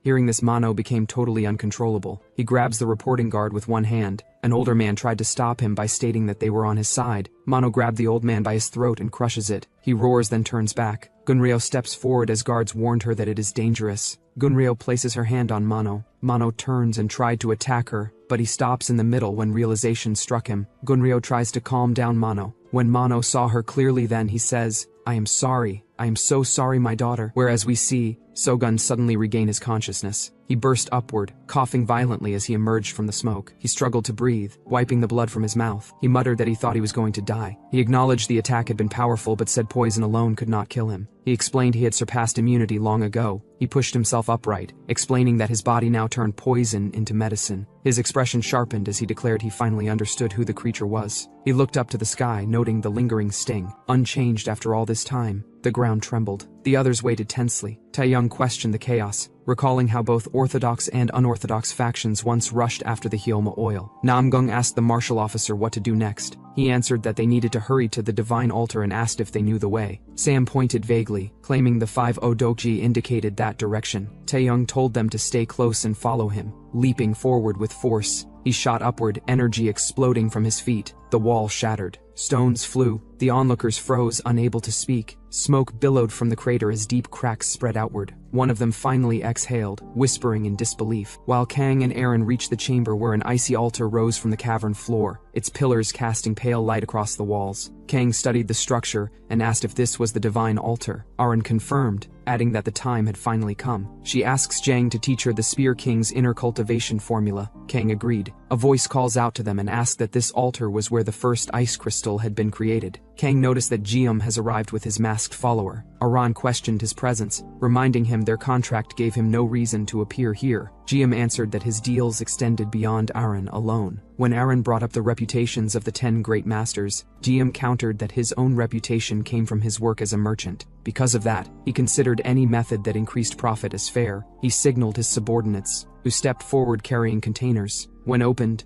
black liquid surged out, spreading across the floor like a living mass. More of the substance continued pouring until it swirled and pooled, drawing Aaron's attention. The black liquid spread across the ground, ignites instantly. Flames surge upward, consuming the dark water and surrounding the area. Kang watches in shock, realizing the black water has caught fire. Aaron raises her hands instinctively, bracing as energy and heat collide. The burning liquid erupts violently, splashing and spreading, yet moving with unnatural weight. The fire intensifies. lifting and swirling as if controlled. She is forced back mid-air, surrounded by flames. Kang clenches his jaw, recognizing that the substance fueling the fire is no ordinary oil. GM continues, stating that he is different from those who merely practice martial arts. He recalls traveling across the world, witnessing firsthand how the times are changing. He claims that the future will be decided by inventions and technology, not tradition. While traveling, he even witnessed America's weapon. He declares that even martial arts refined over decades are meaningless before this inextinguishable flame. A hooded subordinate steps forward and presents a small black sphere. GM releases it. He throws the object in fire, causing flames roar higher. Explosions ripple outward as the spheres scatter and detonate, tearing through the inferno. GM grins amid the chaos, watching the destruction unfold. More spheres are released, bouncing once before detonating again, each blast stacking upon the last. Our bro finally realizes T is the protagonist and uses his technique. A swirling tornado formed in the air, consuming every sphere in it. GM stared upward, his face twisting as the realization struck. This could not be real. Aaron stood calmly amid the chaos. She observed the aftermath without urgency. Kang remarked that it was interesting. New inventions. GM barked an order for the attackers to split into two and strike at the same time. The assassins moved in unison, closing from multiple angles. Kang stepped forward, his body blurring as he passed through the first line. One attacker was thrown aside, then another, their formations collapsing instantly. GM fell silent, watching as his plan failed without resistance. Kang advanced again. His movements cut through the remaining attackers, each strike landing cleanly. Bodies were driven back by the force of his blows, scattering across the ground. The final assailants were struck down in rapid succession, leaving the battlefield cleared. Gaim falls silent, his expression hardening as he watches. His confidence begins to crack. He raises the sphere into the air. The object hovers between them, heavy and controlled. GM throws the sphere downward and moves away from that, but Kang catches the sphere in mid-air using his feet. He wonders how GM can move with such footwork in that body, then concludes, this is expected from one of 10 Grandmasters. GM questions who this guy must be. He never saw this guy before. Could it be possible, if he is some hidden master who regained his youth through rejuvenation techniques? GM wonders what he should do now, as 10 guard tigers are down now, and obviously as a merchant he chooses a better option, the option to run. While running, he met Gunryo's group. She addressed him as Golden King and asked what had happened and whether the ice crystal had been secured. The answer came simply, they had failed. He said that an unknown supreme expert had been helping her, possibly the one brought in by the Mangryong clan. The elder dismissed it, stating that if it were him, they had already taken his life. GM froze, recalling that he had just been fighting that very person. They moved on toward the divine altar, noting that the ice crystal was there. As figures descended in a rush of motion and energy, GM's eyes locked forward in shock. A name surfaced in his mind, Spear King Fist, Taeyong. Taeyong's voice carries through the cavern, noting that everyone has gathered. Before he can react, Taeyong's group also arrived. Footsteps skid across the stone.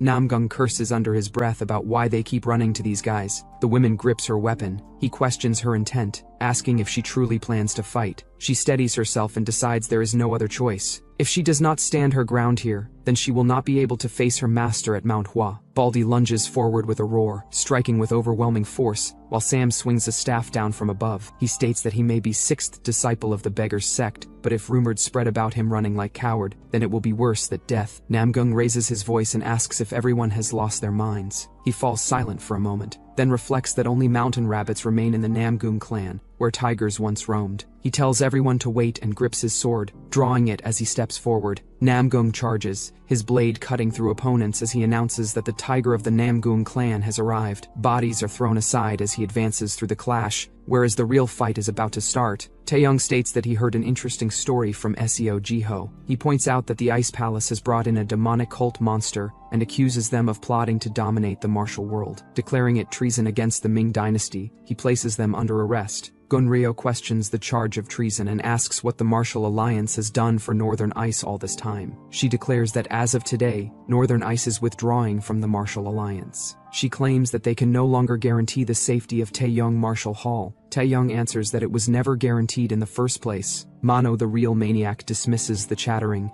and lunges toward Taeyong for attack. Taeyong realizes it too late, but this time he responds and blocks the attack. They both pressed harder. Mano kicks Taeyong, sending him flying back. Namgung and Sam reacts in shock. Mano moves ahead again, his eyes glowing red. But this time Taeyong attacked Mano, sending him back. Onlookers realize that the fight is becoming more destructive. GM tries to cover Gunryo, but the impact of the attack's shockwave caught him in mid-motion. He stumbled backward. Guards try to make him conscious but fails. Gunryo notes that all 4 ice generals have been lost. Taeyong turns his gaze forward, his expression hardened. Gunryo addresses the Golden King and states that his support is needed. Gem, or say the Golden King, responds that the 10 Tiger Guards are already on their way and asks them to hold on. Gunryo watches him, acknowledging that he is considered a top expert who cannot act alone. She questions whether he can truly be trusted. The fight resumes as Mano charges again. Blows collide repeatedly, strikes landing but failing to break through. Taeyong notices that the opponent continues to defend without counterattacking. Another punch is thrown. The exchange continues with force meeting force as the clash remains unresolved. The clash intensifies as repeated impacts tear through the ground, debris scattering with each exchange. Mano remains guarded, absorbing the force while pressure builds around him. Taeyong watches closely as the opponent gathers energy. A sudden change appears, drawing attention. His hands turn blue, and he pauses to examine them. Dark discoloration spreads across his palms. He recognizes that poison is spreading through his body. Mano tightens his stance and decides to end the fight. Power gathers in his raised hand, forming a dense green mass. The energy surges outward, flooding his body as the attack takes shape. Mano attacks Taeyong to tear him apart, but Taeyong caught his hand. He explains that he was once poisoned by what is known as celestial poison. He acknowledges that he never fully overcame it,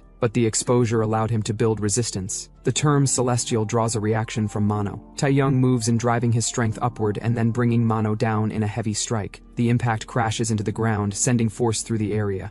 He continues his assault without pause, following with another downward blow. Suddenly, his expression shifts as something feels wrong. He looks down and notices a strange change spreading through his hand, darker energy mixing with the poison. Mano looms behind Taeyong, green fumes spreading as its grin widens. Taeyong senses danger and turns as Mano's clawed hand forms within the poison, stretching toward him. The poisoned arm descends. Taeyong reacts too late and raises his guard as the strike closes in. His eyes widen at the speed of the attack. Before the attack can land, another figure steps forward. The Lord of Five Poisons raises his hand, power gathering into his palm, and confirms that he is still alive. He reaches out and catches the incoming strike with his bare hand, stopping it mid-motion. Taeyong recognizes his arrival and notes that he came at the right moment. The Lord of Five Poisons. Sogun explains that someone left a shortcut open for him. A violent scream follows as Mano is hurled away, its body crashing into the ground and scattering debris. Taeyong looks toward the fallen figure and acknowledges that the opponent is no longer who he once was. Sogun admits that the enemy is too much for him to handle alone. Taeyong mentioned about spreading poison. Sogun steps forward and states that if Taeyong can endure 5 techniques, there may be a chance. Taeyong responds that he would be dead before 5 techniques are completed. Sogun answers that the outcome is uncertain and suggests that Taeyong's only disciple may be the deciding factor. Taeyong narrows his eyes and states that they will see. The ground trembles as energy surges again, and Mano rises with a roar, its body crackling as the fight continues. Gunryo looks ahead, her attention fixed on the battlefield as the disturbance grows stronger. The group also watched in shock. Mano steps forward, his massive frame rising as his eyes ignite. It is clear that Bro got a symbiote and evolved itself into venom. When the fight began, Mano attacks. Taeyong faced him head-on, but his fist got twisted. Mano loose at him. Taeyong attacks again, but Mano caught his hand in mid-air. Before Taeyong can understand anything, Mano penetrated his hand inside Taeyong. Then he attacks on Taeyong's legs. The group freezes Wacheong. This Mano throws him and launches his final attack to finish this. Taeyong says now it's his chance, and counterattacks Mano with headbutt. Mano was too focused on Taeyong that he couldn't notice that Sogun appears behind him. Sogun catches Mano's head and launches his attack. The sphere that was used by Jium was in Sogun's hand. He remarked that it's been a while. Poison Demon. Hearing Poison Demon name, the group became shocked. Sogun throws the sphere at Mano. Mano lets out a roaring cry. Mano's body convulses under the force. His expression twists as the energy tears through him, and his limbs are thrown upward before his body crashes back down. Observers react in shock. A guard tried to retain Gunryo and stopped her going ahead. Mano is hurled again, slammed into the ground headfirst as the power detonates beneath him. His body goes limp, embedded in the shattered surface. Jium acknowledges the impossible outcome, recognizing that a master of the demonic sect has been defeated and that the situation has reversed. Amid the confusion, he decides to withdraw and turns away to leave. He suddenly stops, sensing something off, and looks ahead. He noticed Kang. Kang approaches Taeyong and remarks that everything seems to be resolved, and Taeyong states that Kang arrived faster than expected. He asks about Seolaron's whereabouts. The answer follows that Seolaron is currently undergoing the process of accepting the ice. Taeyong points out that Seolaron should have been guarded and questions why Kang came here instead. Kang replies that all threats have already been eliminated and credits everyone present. The group falls silent at his words. Jium realizes that this means Seol Aran is alone. He notes that the others do not know the sun pill was fake, and concludes that Seol Aran is completely defenseless while absorbing the ice essence. He decides to act and declares Seol Aran as his target. Taeyong reacts in confusion as Sam reports that the Golden King has disappeared. It is revealed that the Golden King went to the divine altar and must have realized that Seol Aran was left alone. Alarm spreads as the situation becomes clear. Sam asks what should be done. Taeyong states directly that Seol Aran is in danger. Kang rejects the idea, insisting it cannot be true.